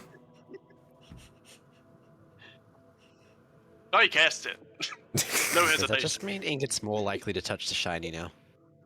Probably. What's the Brought your own. There's no DC. He just starts dancing. Wait, what? Wait, what is the spell? Can you cast it in chat? Oh, Yeah, what the fucking high level spell? Unless he's It immune just- to Charmed. If he's immune to Charmed, then features, abilities, spellbook, inventory. Where the fuck would I even find this? It's below your stats. He's immune to poison and diseased. I don't see if he has advantage against Charmed or not. immunity. If he has immunity to Charm, then it cares. I think he has something for it to get rid of any sort of effects on him. I don't know, put it in there, but it keeps making me want to do an attack roll, which makes no sense. Nothing else, I'll just like copy the text. I could be wrong, but I believe he has an ability where he can get rid of all status effects on his person by drinking something, one of his mutagens. Like, I'll read the spell to you since it won't post for whatever reason. Choose one creature you can see within range. Target begins a comic dance and plays shuffling, tapping its feet, and capering for the duration. Creatures that can't be charmed are immune to this spell. The dance creature must use all its movement to dance without leaving its space and has disadvantage on dexterity saving throws and attack rolls. While target is affected by the spell, other creatures have advantage on attack rolls against it. As an action, a dancing creature may make a wisdom saving throw to regain control of themselves. On a successful save, the spell ends.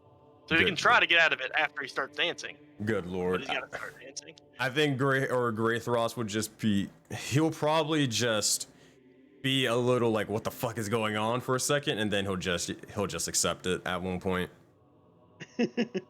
We'll see if he Oh, no, makes a yeah, saving throw. Yeah, he gets a 3. Yeah, I'll just accept it at one point. Just tapping his foot, pretty much. Yeah, and Zazie will get beside him and start dancing too. Easy Ingot, enough. knowing Astrolight's dangerous, will ask what is in heal, please, and he'll just point to just any of the severe wounds on his body, of which there are multiple. You wish to touch that which will kill you. Shiny. Best shiny. This is very strange. All right. Well, just Doesn't kind of- kill you, makes you stronger, you know. And at this point, now he speaks. Oh boy. dancing He like has that. been sitting here and waiting and watching and gazing through all of this intently with the utmost purpose. Each and every single one of Pantheon Divided, especially those with true sight, you would know that this is none other than a deity before you as well. For some, this is an equal footing, so it doesn't really ring anything different to you at the moment with the sort of overwhelming presence of you all. But as they look over, they'll just say, all right, who the fuck are all of you? You don't know them? No. And that's the thing that scares me the most. And I ain't gonna ask this a second time. Who the fuck are all of you? Zazie's At still this dancing. point- Spike's been watching everyone and kind of analyzing, and especially the dude with the astral thing going on, because that's like big red flag. So now that Mimir says that he doesn't know who these people are, she's got her hammer up.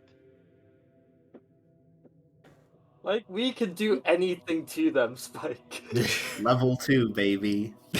Spike know- doesn't understand levels. Hey, you She's might like, get like one a good dance off. hit. this bad, this dangerous, this needs possibly to be killed. Do I notice Yeah, that- look at that one. Do I notice Spike going on edge? Yeah. Okay. I will stand up, looking towards Spike, and walking past the two that are near death. I will cast Lay on Hands on both of them to heal them up to full. I already healed Mavro, by the way. Oh, Just never okay. responded. Oh, okay. Oh, excellent. So as this begins to happen, you'll see as Mimir's eye will shine out towards you, Mortison, as you begin to approach Spike, and you will see just a force begin to almost block you. Make a strength saving throw. You actually get a chance to resist, compared to anybody else where it would just happen. What is that? 21, that will fail, and you just feel a giant sort of force walk or just block you from proceeding closer towards Spike. And he just looks over and says, I'm not gonna ask this again. Who the fuck are you all? And where'd you come from? Well, we cannot say where we come from. We are here to make sure things go as planned. As you do. I But- must say... oh, sorry, you go ahead. And say as we do, but I suppose it is only right to give a name. I'm Zivran. As I And had said, I have to I think am for Ambrosie. I have to think for a Hi. moment. Ambrosie being right next to Mavro, Mavro just looks over. Jesus Christ! Just didn't notice her at all. What's his name? And as that happens, Mavro, you hear the voice and it's just like, oh, wait a minute. That voice is familiar. The one in the crystal. I kneel down. I'm like on all fours, like looking super. What the hell at this? I go really up close to Ambrosie's face. I just put my ear up. I'm going to ask you a very strange question. Could you just giggle for like a second? Yeah. Ambrosie, this isn't the strangest request from your OnlyFans. Alright, how much do I gotta pay, man? God. Yeah. Yeah, Ambrosie, she looks down, well, at him. Then she looks at the rest, like, damn, usually people tell me to stop laughing. You know, like that kind of moment. Like, yeah, sure. And then she goes, Did that No. help? Did that I- boost your mood? You can laugh at me. Scientific progress has been made today, little one. I Sounds don't know what cool. any of this means. I am terrified, and I'm gonna sit down. And he goes to sit down next to Mimir. yeah, well, as soon as he says that he went away. That's unfortunate. But Oh, when I he can, said, I can go. okay, maybe when he says that he's terrified, Ambrosia was just kind of like, Oh, don't be scared. and then she would pat him on top of his head, spread some glitter down on his skin, and then just pinch his cheeks like, Oh, don't worry. Everything's going to be all right. I can be like everything's going to be all right. Don't worry. Be Mavro happy. doesn't have cheeks quite as much as he has skin, no, where she's tiny. Like she can grab like a little bit of skin and pinch it. Hey, right? It'll probably just come off. Hey, Takes Zazie, damage. Mimir's about to cast a spell. Okay. What do you do? Do you react with it or react to it? Well, I mean, it depends how far away from me he is. He's casting it in this entire area. In about 60 feet. Okay, well then I will like stop mid-spin. Like, wait a minute. Quit that. You put that away. Like spinning on my head. Like, hey. Are you counterspelling? Yeah. All right. DC is an 8th level spell. I need you to make the roll for counterspell for me. It's 8th. I could just use an 8th level and just auto pass. All right, easy enough. All right, so you see as his eye begins to shine out, and you see as almost all around you, the area begins to sort of flicker, and it just stops. As you see as Zazie sort of looks, or you look over towards Zazie, and he sort of stops the spell from phasing over and breaking reality for a brief moment. I'm literally upside down on my head, and I just point his way. No, I don't know you like that. And I don't fucking know Please. you. That's it. Mimir, look, they brought back Mavro. Okay? Whatever feud you have with them, It's not, don't make things worse for us. it's not the fucking thing. Everyone, Pantheon Divided, make an insight check. Sure. Sure. Finally. I like those. 21, 14, 10, 25. Zivrin and Mortisan, he's figuring it out slowly. Like figuring it out, figuring too much out. Yes. Oh, Wait, but listen. But those who have true sight, what do we see? Those with true sight, you see Yeah. that this is, oh boy, here we go with this one. So Yeah. you look towards Mimir and you see a god, 100% definitely a god, but this god is specific to, or almost a reflection of another deity that you all know oh so well. This Oh, is it like- individual. Go ahead. Is it like a good oh no, or is it like a more excited like oh no we're going to work together, well- or oh no we are going to Here's the we have- thing. I'll let you figure this out for a second. This is the reflection of Krufix, the god of horizons. I mean, Now, okay. do you remember? Now, I can have you make a history check. Now, do you remember what he said long ago? Let me see. It was a while. So, I mean, I don't blame you if you can't. See, my question though is like, if it's in their purview of godhood, is it Mhm. okay for them to have that knowledge? I'll text you in the group chat. Okay. Yeah, I was gonna ask, like, he was one that was supposed to have knowledge, right? So Yeah, hold on. is this extra of him also okay, or is that a big no-no? He is typing these hard DMs right now. Yeah. We got a GM in our DMs. Ingot is so ready to touch the astral light. Yeah. I don't think actually I don't think I remember, but I'm suspecting what he said. But I don't think what he said was to yeah.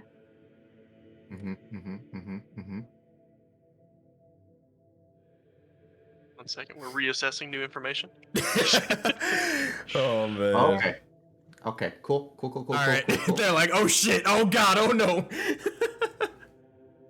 All right. All Morrison will look at this figure. Do I understand that connection, or? Yeah, Mortizen and Mortizen and Zivrin, you understand that. Okay. Man, the blood is rushing. Yeah, fast. Mortizen had a vision of it, but you were also all told that. Yeah. Mortensen was the one who's had. There was another. Well, no. Yeah. He told you that as well. He told you Yeah, it. but, Yeah. yeah, but there was another person present as well in his vision. No. Here, I'll explain again. So many DMs and so many secrets. Ah, god damn it. Don't worry, we'll just wait here. I'm sorry, guys. I'm sorry. Don't be sorry. It's okay. Oh no, it's absolutely hilarious. Please, it's great. Yeah. Oh, I see. Now you I remember? see. Okay, there you go. Yeah. All right, there you go. So yeah, anyways, Mortizen and Zivrin, you notice that he's slowly figuring this shit out and connecting the dots. Okay. I feel like we share like a look of eye contact first, and then Yeah. look back in the mirror. Yeah. And I'll just say to all of Pantheon Divided, just, I believe our time here is done. Oh, I'm having a good time. We have meddled too much already. Yeah. Indeed, we have. Meddle some more.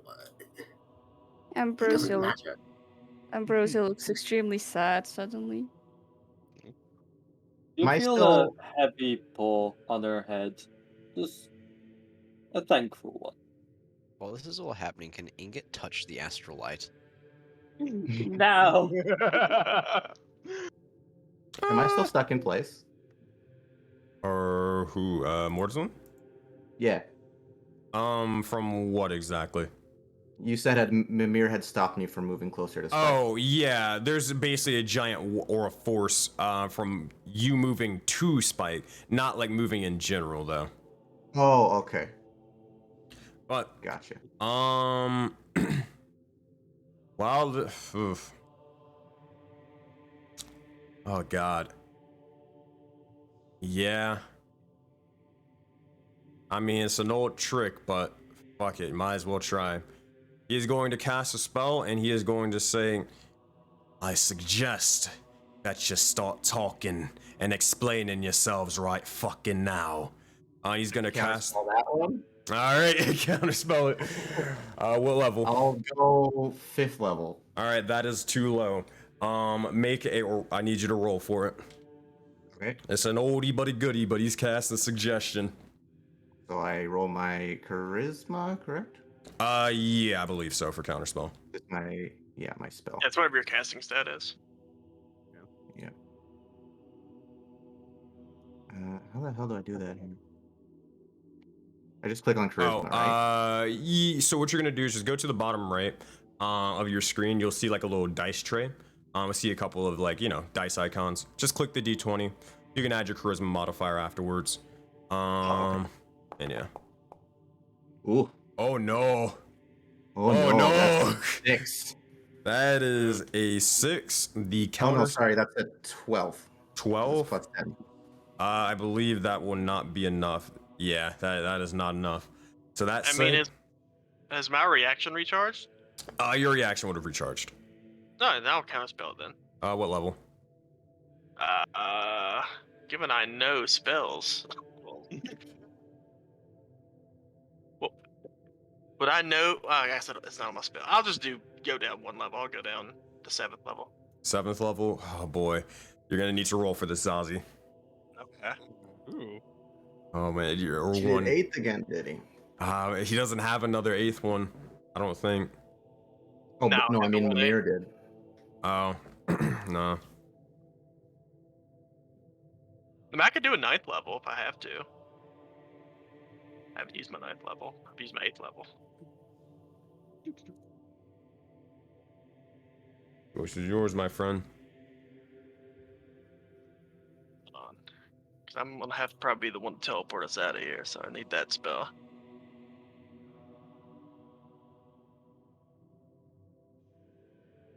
Oh, I could do that with. Yeah, okay, I can do it with other spells. Yeah, I'll do a 9th. All right. You'll see as the spell begins to, at that point, it is countered successfully, and that is his. Yeah, that's his fucking spell slide. Damn.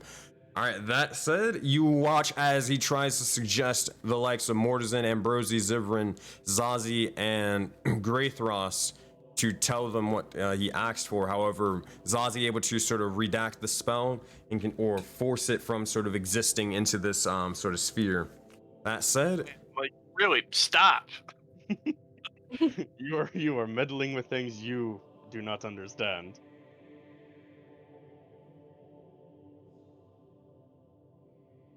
sort of look at you and say, though knowledge is dangerous and forbidden and whatnot, some things need to come to light when the time is right. I think that time is now. So who are you? Must believe me. This is not and will perhaps never be the time. If Zazie. you want this world to stay as Classic.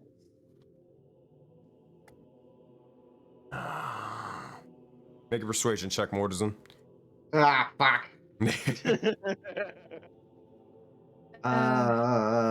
we go.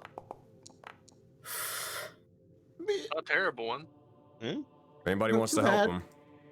Yeah, I want to help him. All right, how are This you is helping him, probably- Ambrosie? Ambrosie will, well, you know, she doesn't really glare at people, but now she does. You know, with her tiny little intimidation. Is it better for you to not ask certain questions, kind sir? I have one question, Sensei. Mm-hmm. Does my cosmic revivification give me the benefits of a long rest?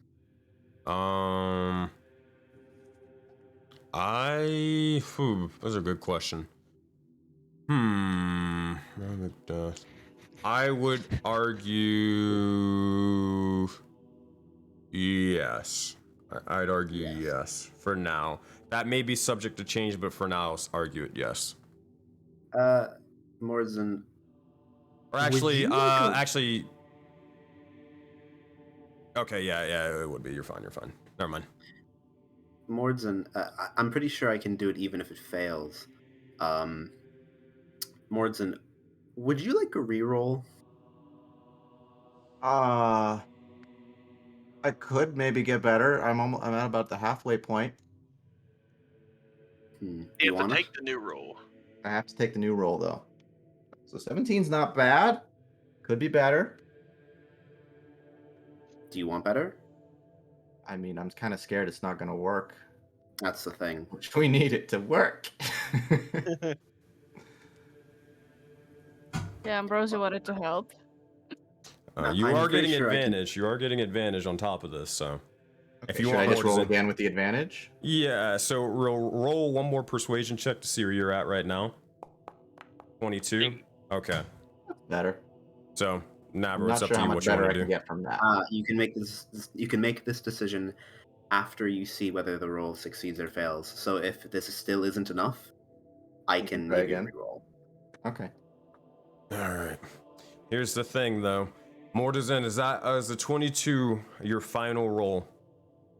I think, unless there's anything I can add to that with the crew fix initiative. So I have good news and I have bad news. So the good news is, well, the bad news for everybody else would be that, oh gosh, you would know that, hey, Mimir, because you can't comprehend how powerful he is as a god, you would see typically his insight check as this. Ow! But because you guys know exactly, well, you have dealt with gods before, here's what his actual one is. Hold on. Not that one. I'm trying to. It was 43. It's actually Absolutely. 44. I'm fucking with you. It is for him. Good thing I had this prepared just in case. Ours is 20. This is also 28. And then this is version of this. He also has this. Okay. Whew. That's a big yikes. All right. Boom. Okay. Crash Foundry for this insight check. Ugh. Oh god. Oh jeez. Oh god. All right. Natural one. That is a 30. We couldn't keep that 4 from before? I wish we could have, in all honesty. Ah, no. Would you? I don't think it's He possible wouldn't for even him to reach do it. it. I Yeah. can't, even with a natural any- 20, I can't beat a 30. Do we have any inspiration? We don't, I think. Can you re-roll his? I can. I actually can. Do you want me to? He rolled a 13, so he's still in the lower end of the spectrum. But I mean, you have no chance otherwise. He has to roll lower than that. Yeah, that'd be the only way. So you want me to you want me to give the reroll? If that's up to you. I would say that makes more sense than giving it to me, though. Okay, so of all the people he's gonna do this to, you see Mavro point. Certainly no repercussions. No repercussions. Nothing's gonna happen. Mavro is going to see this exchange, and for his benefactors, he's gonna give him a favor, and he holds his staff out horizontally, and you see like kaleidoscopic energy form around his hand as each half of the staff becomes the kaleidoscopic hands of a clock, and you hear back 6 seconds, and Mimir has to make his roll again. All right. I wish you the best of luck. Give me that 1.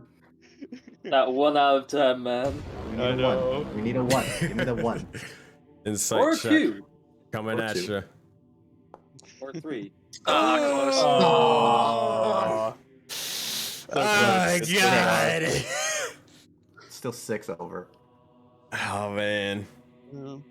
I said 28. He is not buying it, Mortizen. He is not convinced right now.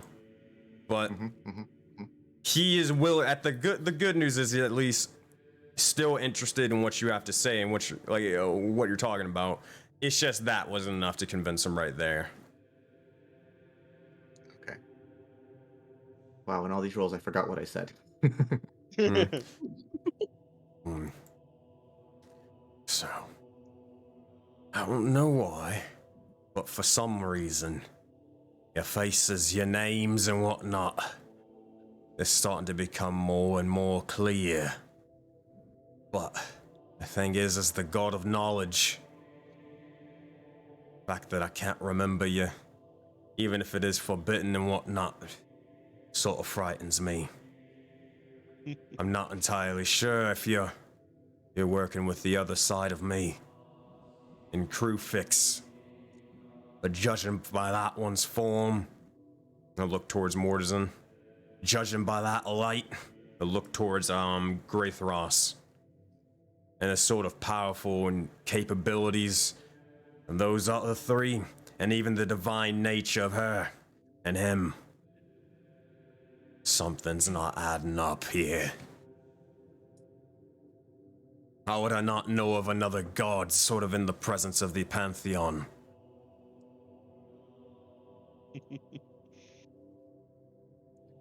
You, a god of knowledge yourself, understand when it is necessary to divulge a secret and when it is necessary to keep it as your own. This, I assure you, is a secret you must never know.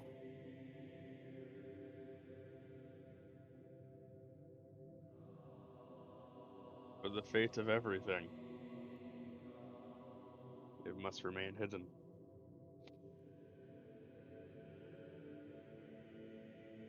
Oh, goodness. It's been nice meeting you guys. We should probably grab our coats. That is our symbol. It's checkout time. It's Oh.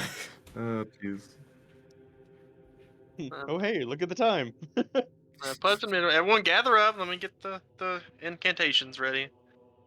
Does Inget ever get to touch the astral light? Because he's been trying to like long before they started like talking. He's just been slowly crawling all over Greycross. All right. He's literally just like holding the man. If you bear touch hug the style. astral light, make the highest saving throw you possibly have. Against poison. Mortison, please Against stop poison. him.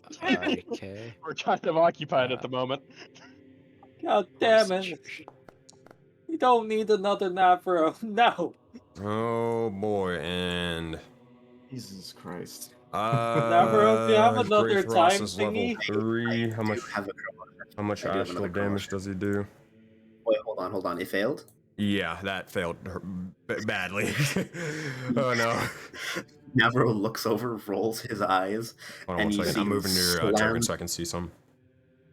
Go ahead, Navro. and he slams down his staff, holds onto the tip, drives it down to the ground a little, and lets it into the ground. And you see the kaleidoscopic energy shift around like a sundial throughout the day, and you're given another chance. One more Much better. roll. 14, is that the final roll? Do we have any inspiration dice? I'm Nope. looking. need Apparently, I have a D12, but I thought I used it. I don't know if I edited the thing or not, or if I just got more inspiration die. Well, I mean, a lot I of people have given you inspiration, my dude. Yeah, you have that's a why I'm cult not at the sure. moment. I have an inspiration, but it's since I played Ambrosie. So can I give it to him? It's Oh been my god. months. Well, I would say yes, but technically those inspiration points alongside everybody others, when we switched to the new system, they became null and void, sadly. Kane Lucian just gave. It can't happen after the roll. Okay, D6. Yes, I'll roll the D6. I'll just assume that we use that D12 because. Well, no. You can't roll the inspiration after the roll is already called for. Or what would end up happening is, hey, let me stall out everything so then people can give me inspiration, you know? That sort of thing would happen. But you will get the D6 events. Yeah. If my rule of thumb, as I've always played it before, is if you can't really remember, you gotta assume that you don't have it, sadly. So I just seen it written down, but I'll remove that. Alright, that said, it sucks, but alright. Ingot, here we go. Oh god, you guys are lucky. You're only level 2, and you still have the limiters on. Oh boy. Ingot, you need to, or you're going to take a lot of damage here. Excellent. Specifically from, how much is it? I'm trying to find it for like the longest of time. Oh, here we go. The illusion cataclysm. Oh, okay. And how many do you take? Oh no. Okay, so you take 1. Okay, that's not bad. 2. It's not bad. And oh god, it's very, very close. Oh, thank god. Alright. You take a total of 6 plus 7 plus 1. That is 14 points of astral damage. From as you begin to slowly touch over on the astral liquid, you see as your entire finger and then all of the likes of your hands and arms begin to slowly freeze over like Navro's and nearly break and shatter before your eyes. Can Ambrosie fly towards him and heal damage? No, you can. I think more so we just need to get him away from the source of. I want to Yeah, pick up Ingot and just give him to Zephyr. No, no, no. I am not holding him. No. Oh my Ingot's just content. You can tell he's satisfied after touching the shiny. It And may like appear having his so arms good. explode. Alright, I'm at least gonna put him between his allies over on the other side. Just sort of pick him up by his head. Just Oop. over here. Okay, so I'm gonna cast Cure Wounds on him. You can do all of that. So it seemed like Zazie and Zivrin, you guys were trying to skedaddle out of here, correct? Yeah. All right. Yeah, that's the plan. Uh-huh. How are you trying to do so? Oh. Well, actually, first off, real quick, this is, I believe, for you, Zivrin. Make the persuasion check, and you have advantage because others are helping. Oh. Or Morrison is helping. You also have advantage because from being in a city, technically. So. Double advantage. 23. 23, final roll. Yeah, I got nothing to add to it. Mm-hmm. Oh, goodness. All right, this will determine what he's going to do in the future. But 25. Oh, Come you on. motherfucker. Well, hey, Inga, you do have that D6 inspiration if you want to use it. I don't know what's happening. Sensei, Uh-huh. quick question. Yes. I cannot cast wounds on him for some reason. Oh, I Like, got what it. exactly? Oh, it's because you probably had to target him or something like that. I got it. The cure wounds. What level are you trying to cast it at? Give him. Third, okay. Yeah. But he's tiny, so I guess second level could also work. Okie dokie. Cure wounds. Do you have cure wounds? Yeah, I do. I'm looking. I do not see it, but I'm sure you have it. I got so many fucking spells. Oh wait, Yeah. those are your ranger spells, I think. I Yeah, think. I also do it spells. Okay, you should see Cure Wounds in... Screw it. I'll just do it manually. All right. It's 2d8 plus your wisdom modifier, which is right now currently an 8 or a +8. So you have +10 to this roll. All right, Ingot, you get 16 HP back. Excellent. Now sparkle more. And as for how we're leaving, I'd be using the teleport spell. Is that an instantaneous thing? Pretty sure it is.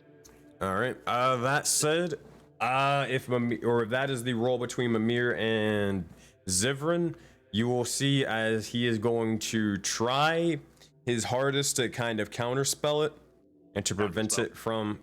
I figured as much. All right. Okay. So anybody counterspelling, what level do you cast it at? I'm a warlock, 5th level, has to be. All right. Roll for it, my friend. All right. Have to, I will. Final 22. 22. Hey. That will beat the DC as it was a DC of 17, casted at 7th level. And as that happens, you cast teleportation, and he's just sort of his eyes sort of shining out towards you, and you see as the head begins to start floating over to your form. That said, in a brief moment, you have a brief chance to say your goodbyes as he's recharging that of the counter spell to try to stop you. He seems to be. He did come up to us? He did come up to you guys, but it's kind of like how do I say it? It's a half-hearted sort of motion of trying to stop you and figure it out. But something that you guys have said did ring true to him. It was kind of, yeah, again, it's just haphazard. Okay. I was going to say if he was close to us, I was going to head boop him.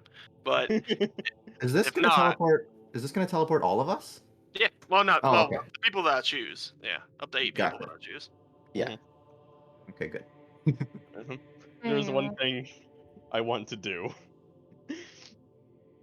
I want to run up to Mavro and just good luck, and then I want to slap the back of his head and cast light, and then run back to Mavro. Oh god. You Is see. Ozzy just waving everybody? Oh, go ahead. No, go for it. I can do this on my end. No, I was just gonna say, I was going. Is Ozzy gonna wave at everybody? Blow a kiss to Mimir, and look at the little fire newt. Like, keep growing those those hairs, man. You're gonna have a glorious beard yet. This is gonna puff out her chest. Yes, yes. Oh, God. Then he lets the spell loose. I don't know what this. As this happens, Morrison, what do you say? I just nod to Mimir, turn towards Myra. There it is. Who was? Oh my god. Yes. Yes. Good luck. It's like that for an hour. Have fun. An hour? What about me? Yeah, I turn to Myra and just quietly, you will understand. Before gone. That's a dick move. That said, you all witness as they all begin to slowly disperse. But Oh, Ambrosie didn't get to say anything. I didn't get to Great Thrust and Ambrosie yet. I'm getting there. I'm getting there. Okay. you would see as they're all sort of dispersing. I want to make sure Ambrosie was last for this one. But Greythros will begin to look over towards Spike and look over towards pretty much all of them, but She's still got the hammer up, and like she's like understanding that these people are extremely powerful, but in her core she's like, kill the fucker. I should smash. I really want to smash. we'll But look then over and Zephyr then seems just. look- Oh, well, no, my bad. Go ahead. It's fine. No, go for it. Because like Zephyr seemed really protective and like happy to see Ambrosie, so like there's a lot of mixed feelings, and she's really not sure, like, but she really wants to smash. That said, That's it. Greythros will look over and notice your form and whatnot, and just sort of toss you a vial of some sorts. A sort of strange liquid. Seems to make a history check, Spike. No, it's just a normal one. 12. It seems to be a mutagen of the sorts, and as it's like that, it seems ever so familiar, as it's akin to something known as the Hunter's Bane. The right gone through all blood hunters to sort of gain their sort of powers and whatnot. And as he sort of tosses it, vanishes alongside the others. Ambrosie, what of you? Okay, so do you guys remember the game called Full Tilt Pinball? It was like in all PCs where you could throw a pinball and the ball just bounced around. That's pretty much what Ambrosie does when she realizes that she doesn't have much time. So she just bounces to each and every one of you, every single one of you, and of course, Zephyr will get a big, extremely big hug because she considers herself a glorious fairy godmother now. So yeah, he will never wash it off, the glitter, never ever, just for fair warning. And yeah, she bounces to all of you, smooches what she can get. I'm gonna swan at this thing that just flew at me. Roll make the attack hit. roll. I want to see your AC. Oh wait, make an attack roll. So this is funny. Try to hit Ambrosie. I'm not gonna use my. I'm not doing just the basic unarmed because That's fine. That's fine. I got a goddamn targeting system. And this is something. 8. Well, it doesn't really matter. Definitely not. It wouldn't have really mattered because here's the thing. Well, Pantheon Divided, you remember this one from earlier. People who are, well, humanoids or mortals, they can't hurt gods. Matter of fact, they don't even know what their stats are. Oh, boy. Like, if it was a video game, they have the skull and crossbones, my friend. At the moment, apparently all of you guys, Mimir has a total of 5,555 health at the moment. And 55 AC. I see. Yeah, well, Ambrosie takes this as an attempt to high five her, so she just claps his hands back. And yeah, she bounces even to Spike, like snuggles quickly, and then also does the quick. She blows a quick kiss to all, waves at Mimir, and poofs out. Magnificent. That being said, oh goodness. Everybody give a round of applause for Pantheon Divided for joining on in today. Oh my goodness. Thank you guys so much for joining in. I appreciate each and every single one of you guys. Hopefully, well, all I can say is, Ayo, Mimir, he's on to some shit. So who knows if this is the last time we'll see the likes of you all. And whenever that happens, I look forward to it, but I also dread what that's gonna look like and the danger that they will all face when they need to call upon you guys again. Hell yeah. That said, thank you guys again. Hopefully we'll be on the same level as them. Yeah. Hopefully. Slaps Easy. to the back of the head can be reciprocated. Oh man. I had to tell them, like, all right, you guys literally can't fucking tell them anything. Don't say shit. So I know that's difficult, but thank you guys for dealing with it. And Alright. like Zazi's aloof nature makes it easier because he's just not on topic ever. Yeah, and same with Ambrosie. Ambrosie gets excited whenever she gets to meet new people, so she's like, Yeah, that means I get all the questions. Zifrin's dumb as fuck. He forgot everything prior to joining. Like, my boy's got an 8 intelligence. Same. well, Ambrosie So just clearly knows tells that. to Ingot. Mm, So I'm just proud that my decisions have, in the past, have manifested themselves. That's right. Well, that's it. See you guys later. see Take ya. it easy. Bye. Thanks for Bye. joining. Good one. Bye. And don't See forget ya. to subscribe to Ambrosie's OnlyFans. Bye. Already There's out. no new pictures, it's just old content. Oh my god. And there they are, gone. Hey, you get that aura around Mavro back again. They have an hour. Yeah. Oh, You have did to it- deal Not with that getting rid shit. of that. Mavro is going to desperately prestidigitate his, like, just slapping his head and trying to, like, unsnuff the light out. Good luck, I'll be right back, motherfucker. by the way. I'm trying to fix the overlay at the moment. That said, I like how.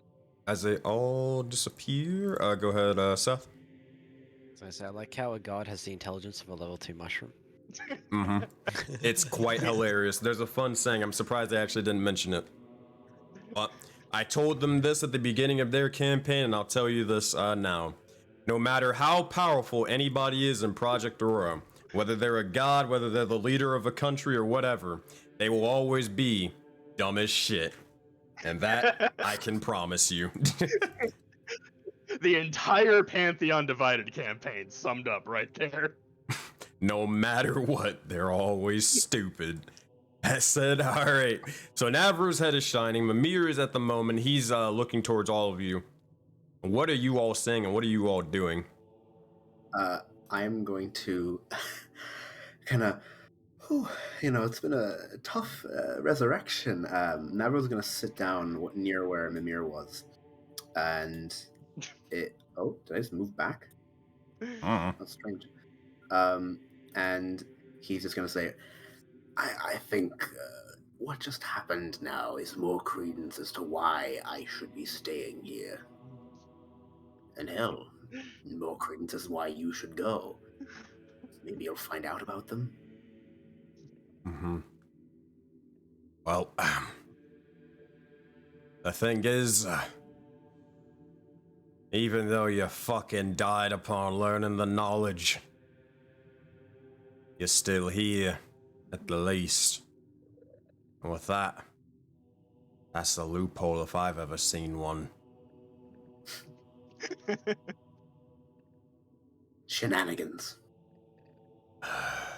Indeed. That said, Pete, at the end of the session, I will tell you everything Mavro needs to know about oh, actually, no, it doesn't matter because you're technically a part of the party, all the party knows it. So, all right, well, never mind. I'll do it right now. The last thing that you needed to know, which is pretty simplistic, but the marks are represented by each of the first 5 spirits. There being the first, there being the second, the third, the fourth, the fifth, and more. Each spirit's embodying a certain ideal. Each mark embodying another ideal, but also a goal for you all to break the cycle, to break the curse of being soul bound. Roll credits. Oh man. However, though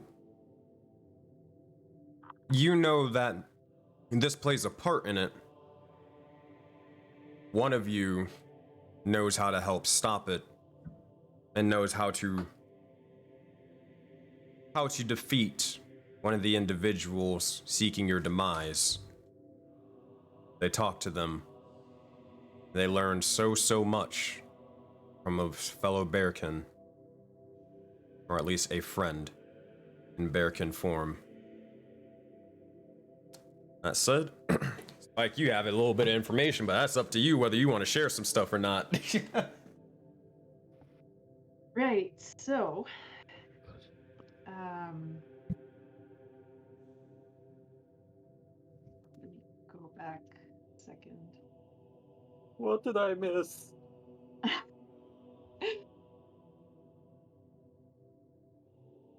Us dying on the inside.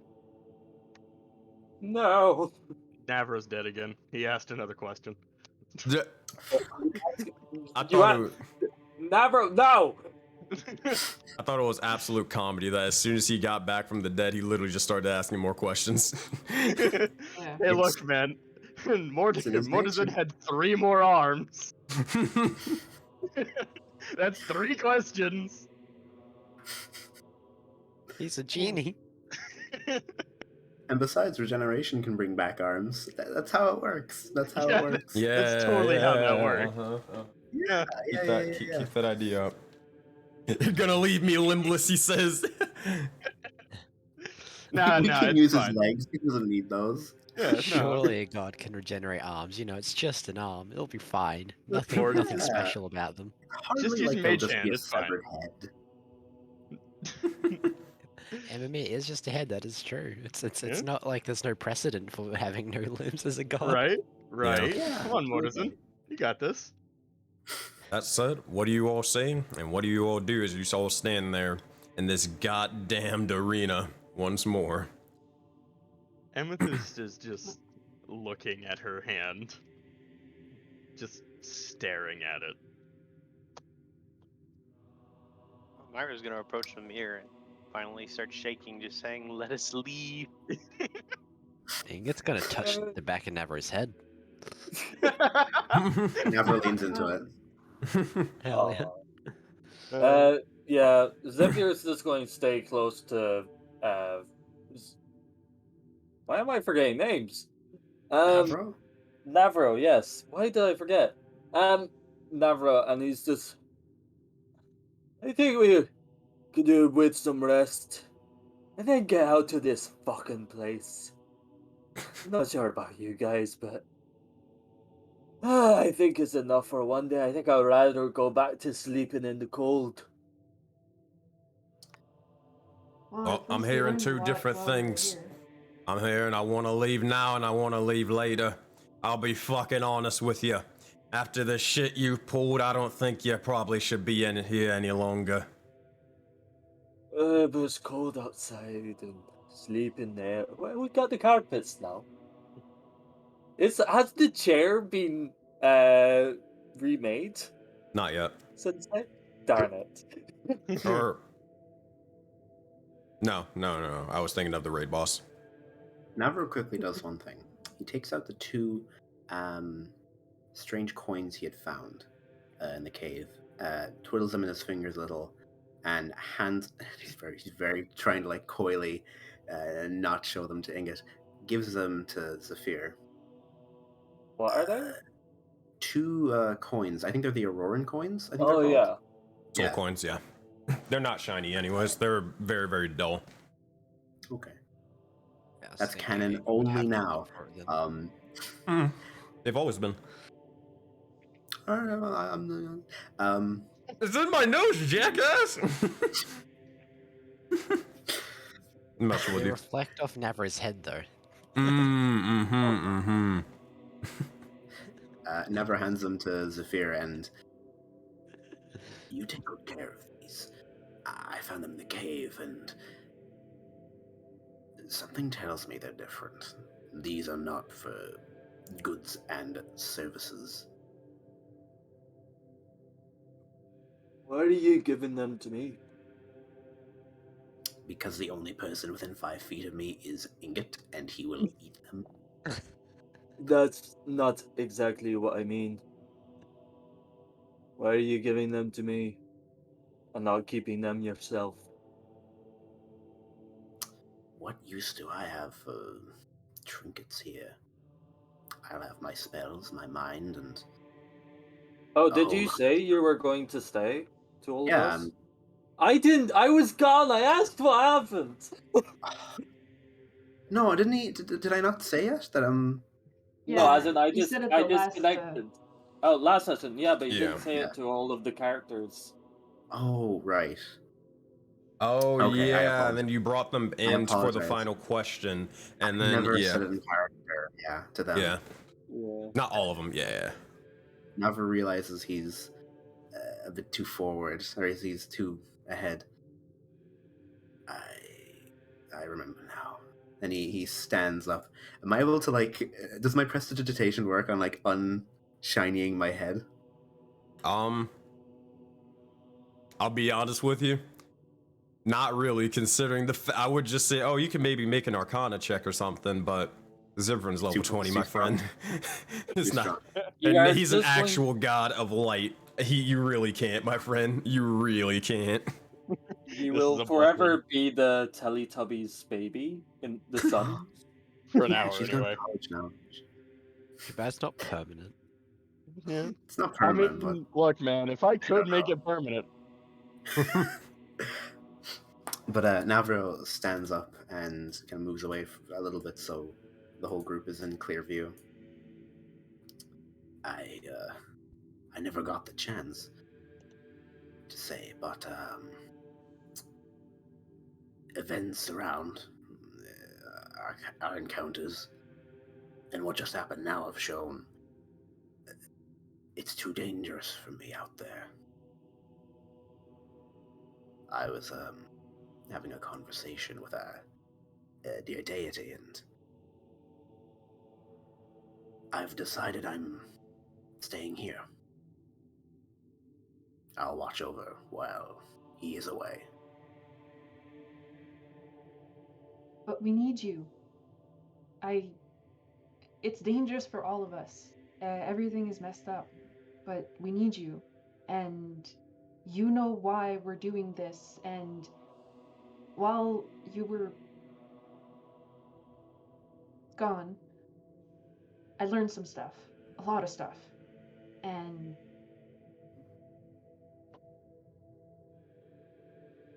we need to stick together. We need to work together. We can't just separate each other all over the country just because it's, or whatever this is, just because it's scary.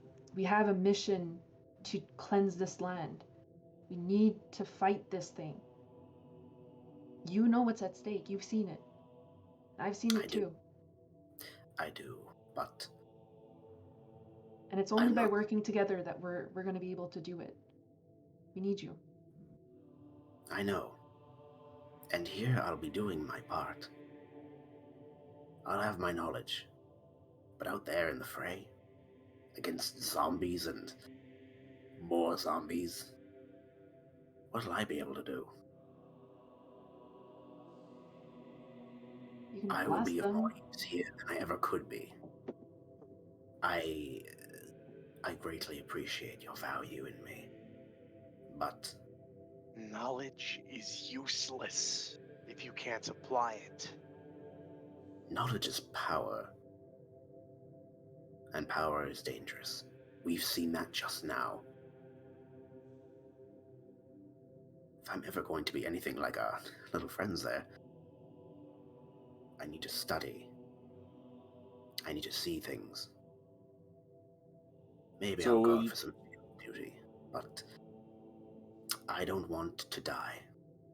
I'm terrified of it now.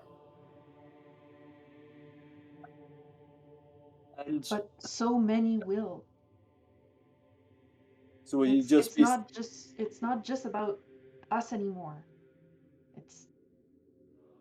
We have a mission. I don't know how to explain everything to you, but we have to stick together. We have to fight this. We can't just abandon. Zephyr will just put his paw onto Spike's shoulder. And are you planning on staying here forever then? Till the end of times. So on.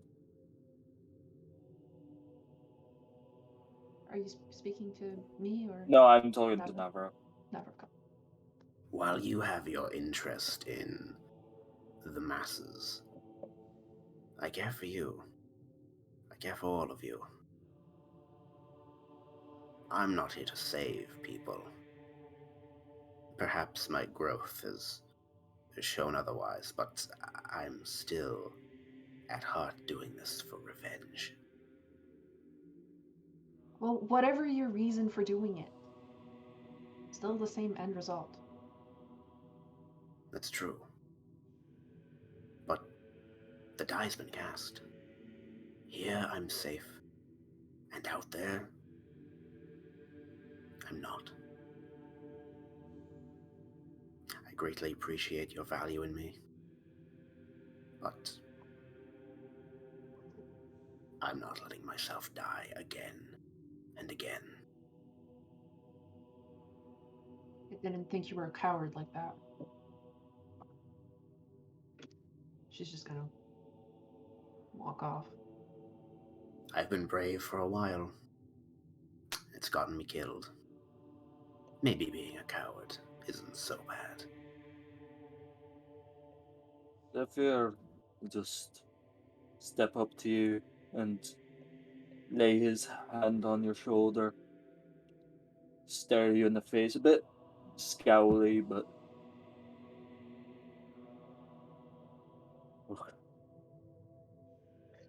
Fighting isn't for everyone. I understand that. We can't force you to carry on against your will. You've been a great help. And frankly, I'll miss your bald head. I'll miss your hairy ass. That came out way worse than I thought it was. This is in character, by the way. Oh, yes. This is in character. Oh. I we didn't quite look like an actual corpse. Then maybe, but we'll see. So I guess what I'm saying is goodbye then. This is your choice. Your decision. You act like I'm dying again. We'll see each other You're almost sometime. there. If you're ready to come out of hiding, sure. There's a venture out there, and there's info that we're going to find out there. You can't find anything staying in one place. I'll have people like us coming in to and fro. I ain't info. That you can find that in a book. There's a difference between knowledge from passerbys and knowledge you have found and discovered yourself. You cannot describe what something feels like what the season feels, whether the climate's hot or humid, whether the snow is crisp or wet. You can't learn that just from someone telling you. You have to experience it yourself to truly know, to truly explain. And hell, you're gonna find stuff that no one else will be able to find. You describe a lot of things. Have you ever died? Twice? I don't know. To be honest, I You don't don't have that experience. remember. Okay? Me neither. And that's what I'm doing out there. I'm trying to find who I was. But, again, it's your choice. I ain't gonna force you. I don't hate you for it. I'll just be sad to see you gone. He puts a hand out for a handshake. We will meet again. We will. Count on it. Who's gonna Yeah. light our fires now when Amethyst is taken by that keeper fellow? I guess we need a flint and tinder. His hand is still out, by the way. He just pulls you in for a hug. And just kind of like... His hugs are kind of like holds the back of your neck almost. You know, that really like firm kind of hugs. He gives it back as best he can. Hold on. 1 second. Someone's at the... As He's soon gonna as you hug said, you as soon while as you you're- said, Finn, I want you to know, when as soon as he said handshake, I was like, oh no, oh no, oh no, oh god, oh god. You'd probably like grab the wrist. Grab the I would forearms, say be some he's- absolute yeah. chads, yeah. Oh my god, I'm so mad. I can never handshake again, I realized. Well, no, you can just clasp forearms like a bunch of fucking chads. That's what you gotta Oh, do. we can do that. Oh I yeah, that want is to do right. that. Yeah. I'm surprised no one's thought about that yet. I did. Why I would you do did. that? I- It just seems Yeah, I Did you? weird literally unless you're like, I said spaced that out. I wanted to do that. if it's Oh, a okay. greeting, okay, that'd just be weird, like your first time meeting. Yeah, that would But be to, like, true. a friend. Oh, lad, just fucking shake forearms. Sorry about that. You're good. What happened That's while I was something you away? do with a friend. Oh man. We were What just happened while I was joking away? about how like you guys nearly shook hands and fucking killed each other. Oh my god! I grasped your forearm. It's fine. You saved it. Fucking hell. After all that, he just Voted, doesn't- baby. Oh my god. While you're there Action close and soft enough that no one else will hear, just whisper through his growly voice. And when we meet up, I mean when, I'll tell you the secrets I hold. So only as thanks I can do. Your mere presence will be enough. But I thank you. Is that light going to stay there forever? By the way, it's really blinding right now. I want to say it's gonna go away. I'm I mean, feeling you look the most radiant you have ever since. You actually have glow to you. I mean, artificial base glow. I feel good. Yeah. Spike, you walked back over here. Were you trying to say something?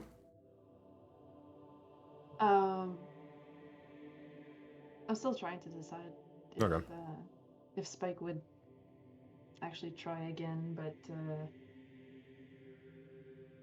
yeah, I think she's just kind of pissed off right now because Understandable. now she knows. I think she's pissed off enough even not to share what she knows now. She's just like, Yeah. That said, Myra, Ingot, Amethyst, what are you three doing? Myra, you are still, Mavro. I assume, talking to Mimir, trying to get you the fuck out of here. And he's like, you can see No. him. Okay. Surprisingly not. Okay. She's going to attempt one last thing and whisper into Mavro's ear. She whispers to him, and only him, as best as she can. Mm-hmm. Something calls. Something atop the mountain calls. Like the others.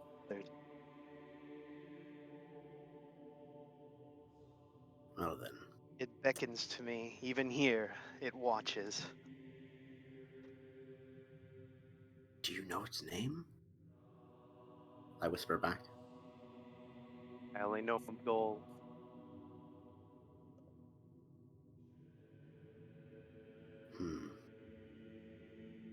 Well, only more reason to expedite your progress. I understand your rush now.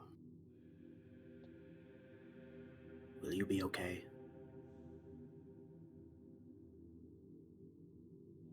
What vibes did that thing give off last time I spoke with it? It actually made me scared. Or Say that something. again? I was talking to Alpha. Yeah, it actually made you feel fear for a brief moment. You got over it, but it did make you feel scared for a second. I look him dead in the eye and I say, for the first time, I remembered what fear was.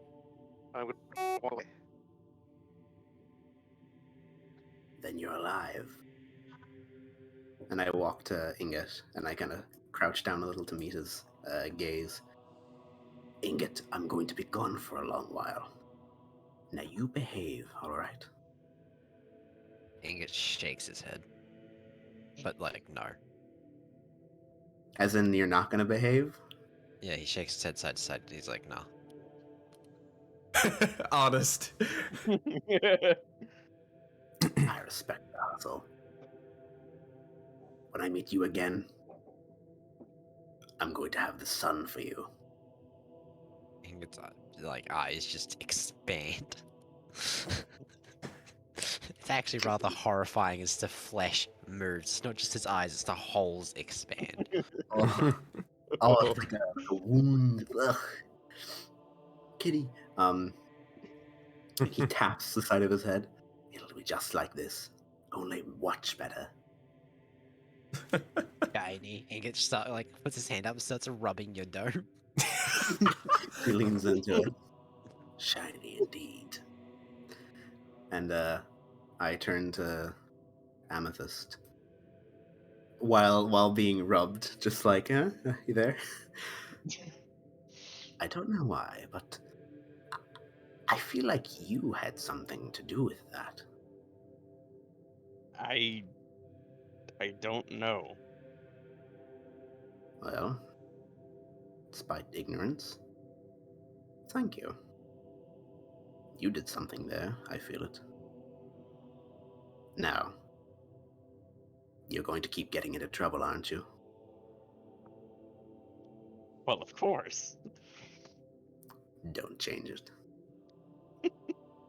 I don't really plan on it, but don't let this go to waste. Come back to us eventually. I will. And I look back to Spike once more and I think about it. Kat, I'm asking you as a player. Yes. How angry would Spike be if Mavro went to talk to Spike again?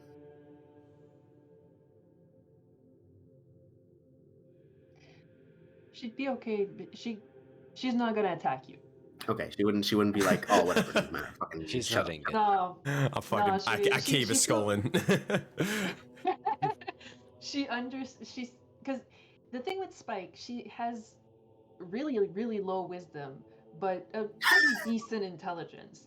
So that makes her impulsive, but she can still understand that you're a valuable ally. That she's pissed off at you right now, but you're not a person that should be killed, basically. Okay. So Mavro is going to go over again and meet her at her side. And I will return, you know. I understand how you feel. I truly do.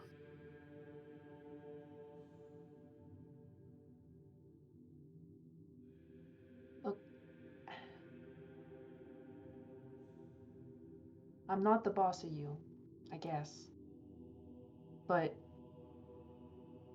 I spoke to someone when you were gone, and they told me how we really need to stick together and that we really need to clear this whole mess out. And we're gonna be meeting some more people on top of the mountain.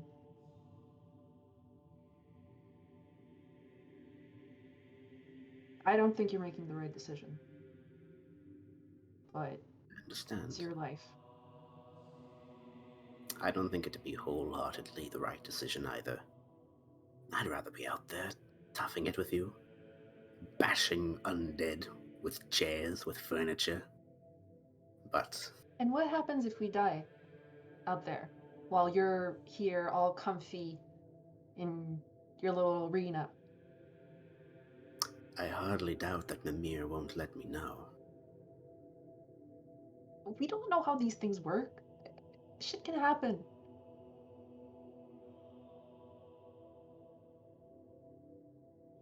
I wouldn't go if I didn't think you'd survive. It won't be an if when we meet again. It will be a when. You know what we're going up against. And I know you'll overcome it.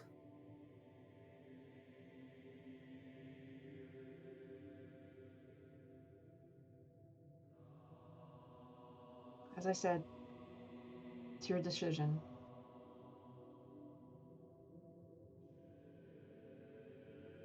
I hope you're going to be alright.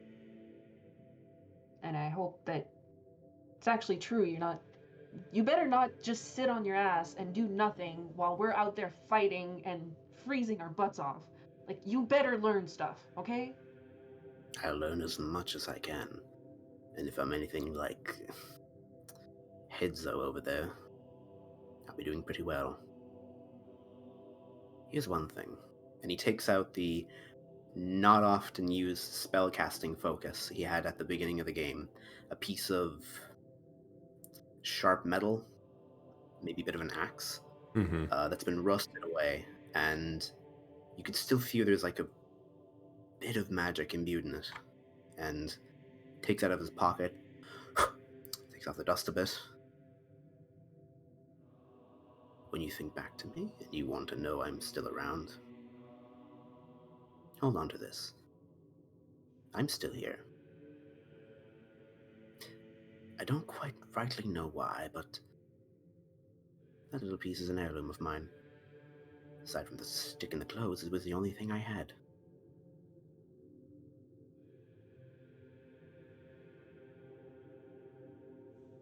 I'll take it. Oh. Thanks. Mavro reaches up a little to put a hand on her shoulder. You may think it dangerous out there, but you will live like a colossus. I guarantee it. I don't care about that as long as I can just fix it.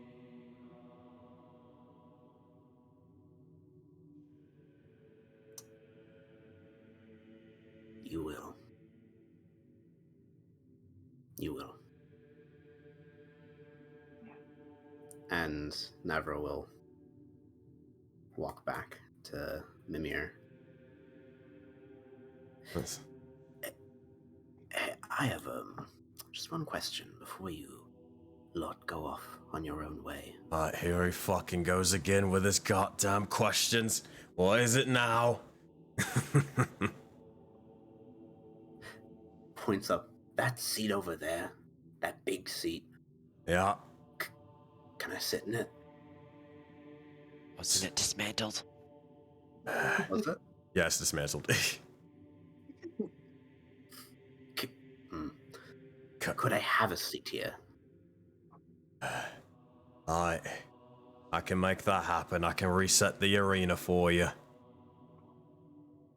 Hey, does that mean we can get more rugs? Fuck off.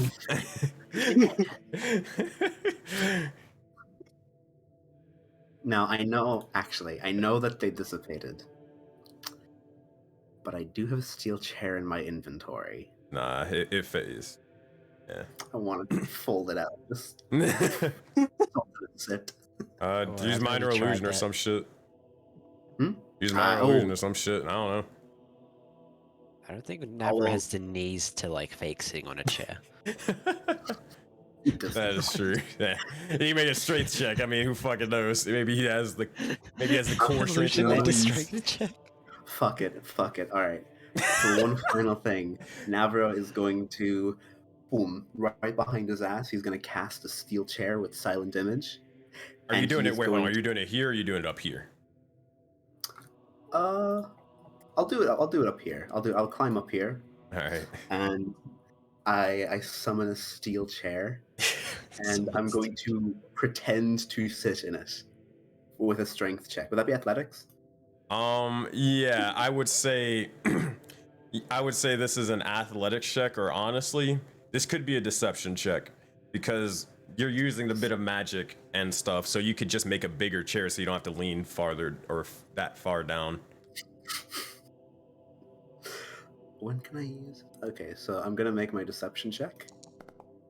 Ooh, but as well, I'm going to take from my vast knowledge of sitting down in my past life, and I'm gonna add a d6 with knowledge of past life. So it's now 23. It feels so familiar. 23. Is it the final roll? It's my final roll. Oh boy. Damn, you sitting down. You guys see, this guy's a fucking magician, dude. He's sitting on the chair he summoned. He's sitting on the chair. One last thing. I'll yell over to Mavro. I don't know if we're still gonna be heading over there, if ever, but like if you find other adventurers that have the same goal as we do, tell them to try to find us. We have to meet up. We're going to the mountain. We're gonna be meeting more people up there, and then I'll turn to the others and be like, "Oh yeah, I'm gonna tell you guys about it after. Don't worry." Yeah, if you find good people, try to send them over to us. We have a name for ourselves so they know who we are.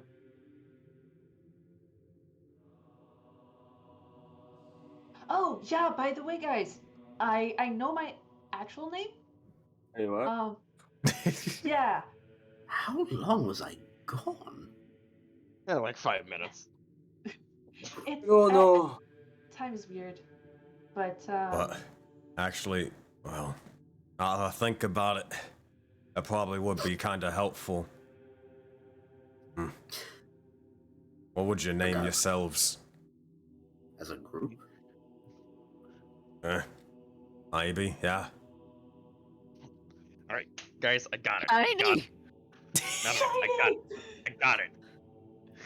Amethyst Mary Gang. There you go. It's a perfect name. What about the Shenanigang?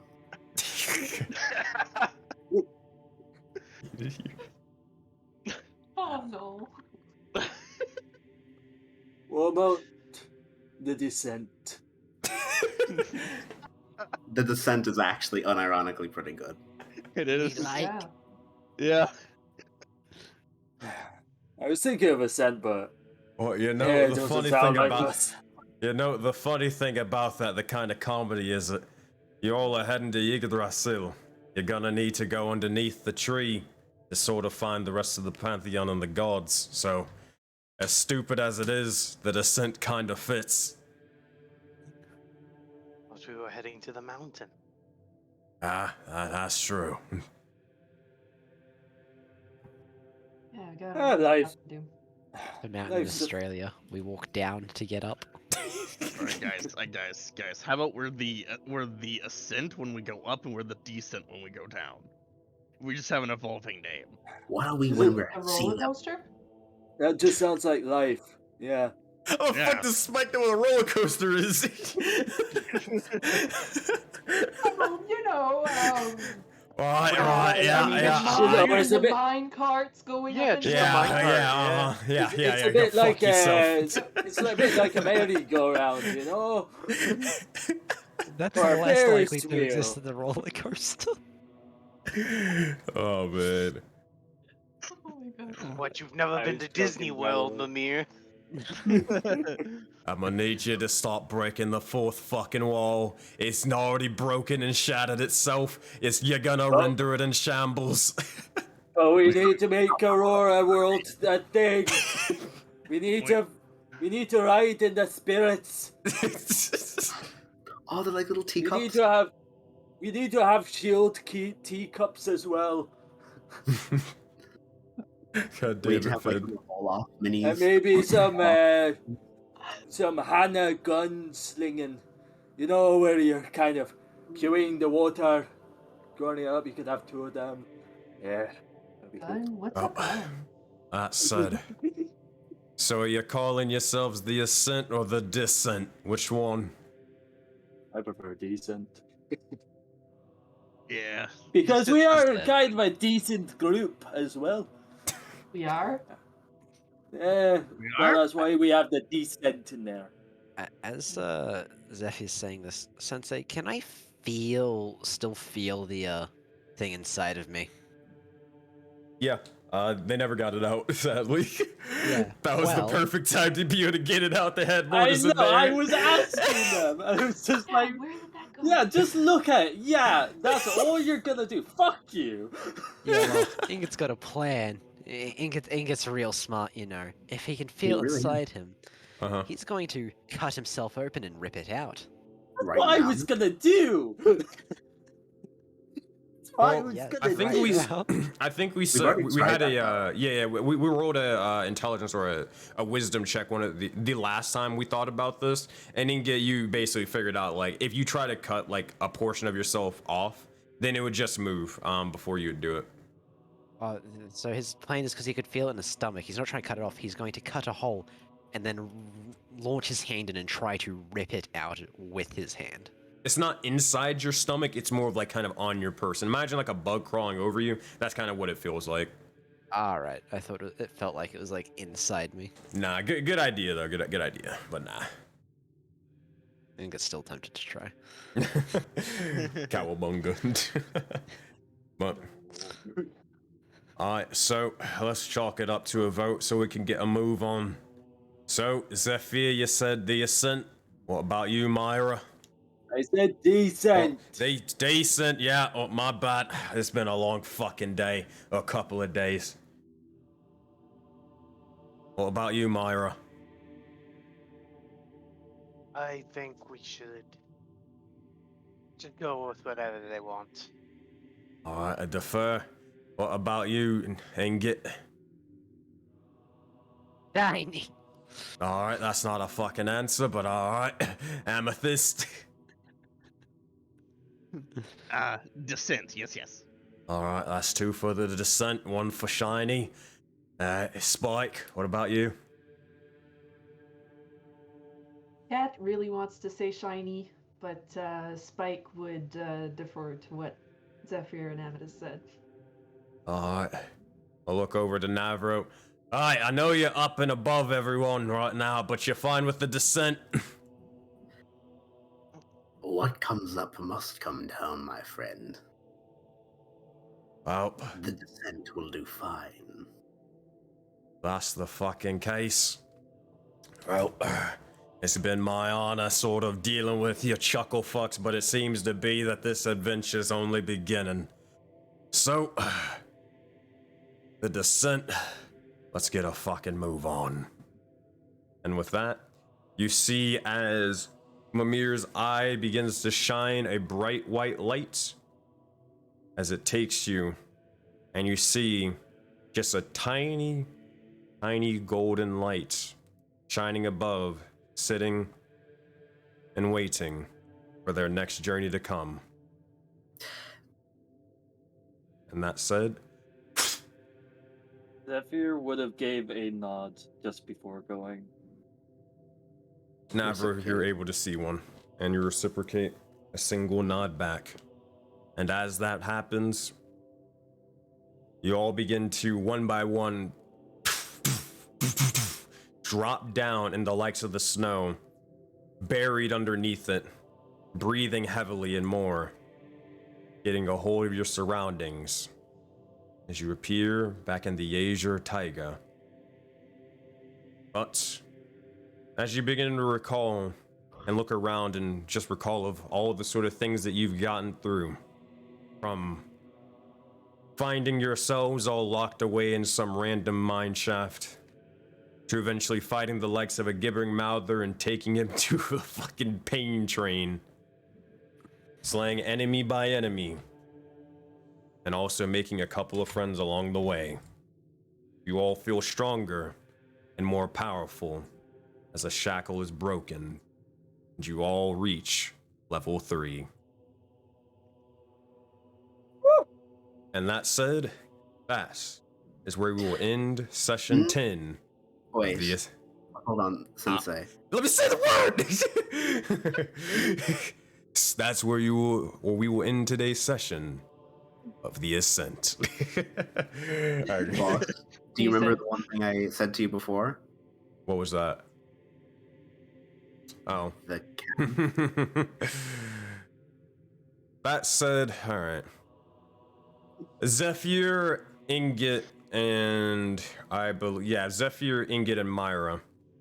You would look about amongst the snow, and you would see an individual not too far from you all, sort of sitting about with a campsite sort of already made, looking over the likes of a fire. And as they kind of look up, they have this sort of old grayish hair.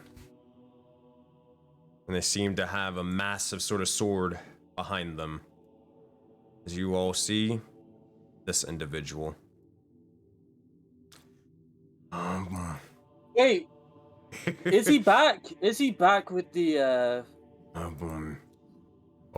May I describe one action that he does, having not noticed them yet? Make it quick. Make it quick. As he's just absent-mindedly staring into the fire, he takes off one of his gloves, dramatically ripping it off just for himself.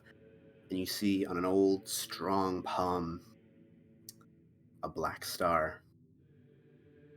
And he looks at it and goes, "Blasted thing. What the hell could it possibly be? If only I knew!" And that's where we'll end today's session. God damn it. Oh man. That being said, thank you everybody thank you for all the players who decided to join along for the fun and the shenanigans. As always, we finally got out of the fucking arena. We're good. But all I can say is out of the frying pan and into the fire, because oh boy, it gets crazier from here. It gets crazier from here. As you have now exited the tutorial of Soulbound. Oh gosh, that means all this training rates and all the restrictions have been dropped. Most of you guys are already aware of it because you've already seen the streams, but at this point, I've been taking it easy upon you, and I've been able to prevent death that was supposed to occur beforehand. But now that you know your characters, you know your strengths, you know your weaknesses, as well as your bonds and flaws, time for battle is upon us. It's time to show your strength, champions. That said, we're gonna end the stream, but we are going to, you guys can level up and all that stuff on your end, and we'll probably start this session off next week with you guys rolling HP. Sound good? Fucking brilliant, my dude. All right. All right, I'll be right back, guys. Okay. Bop, ba-dop, bop, bop, bop. Doop, doop, doop, doop, doop. Alrighty. Hello, everybody. Welcome to the stream. My name is SenseiSuplex, and today, well, I hope you guys enjoyed the freaking session, because that was fantastic. Special shout out again to all the individuals a part of Pantheon Divided that were able to join in. Those guys are freaking awesome, and I'm super, super glad they were able to join, especially on Very, very short notice, you know?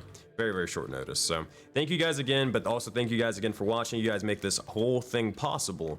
And oh my god, being able to have like crossovers like that where, you know, multiple campaigns can kind of meet each other and, you know, just all this sort of shenanigans and craziness, it makes running a persistent universe in a giant living world that much more fun. That much more fun. So I'm going to drop an exclamation point. As you guys can probably tell if you watch the session, all the campaigns are connected. All of them can affect each other in big or small ways. So hey, if you want to be a part of this grand universe that as known as Project Aurora, hey, join the Discord. We'd love to have you. We're going to see if we can throw a raid over to anybody. I don't know if anybody's still streaming, but we're going to at least check. Slash rolling together. No one's streaming. Okay, I'll see if I can throw it to anybody, any friendos of the stream. If not, we'll call it right there. Give it like 2 seconds. Nope, no one's streaming at the moment. So, that said, thank you guys again for watching, and I will see you all with the next time. The next session will be Sunday at 2 p.m. Eastern time. It's going to be Secrets in the Sands. Rime of the Frost Maiden is not happening tomorrow. It is canceled. So we're going to go into Secrets in the Sands on Sunday. That's it. I'll see you guys there. Bye, guys.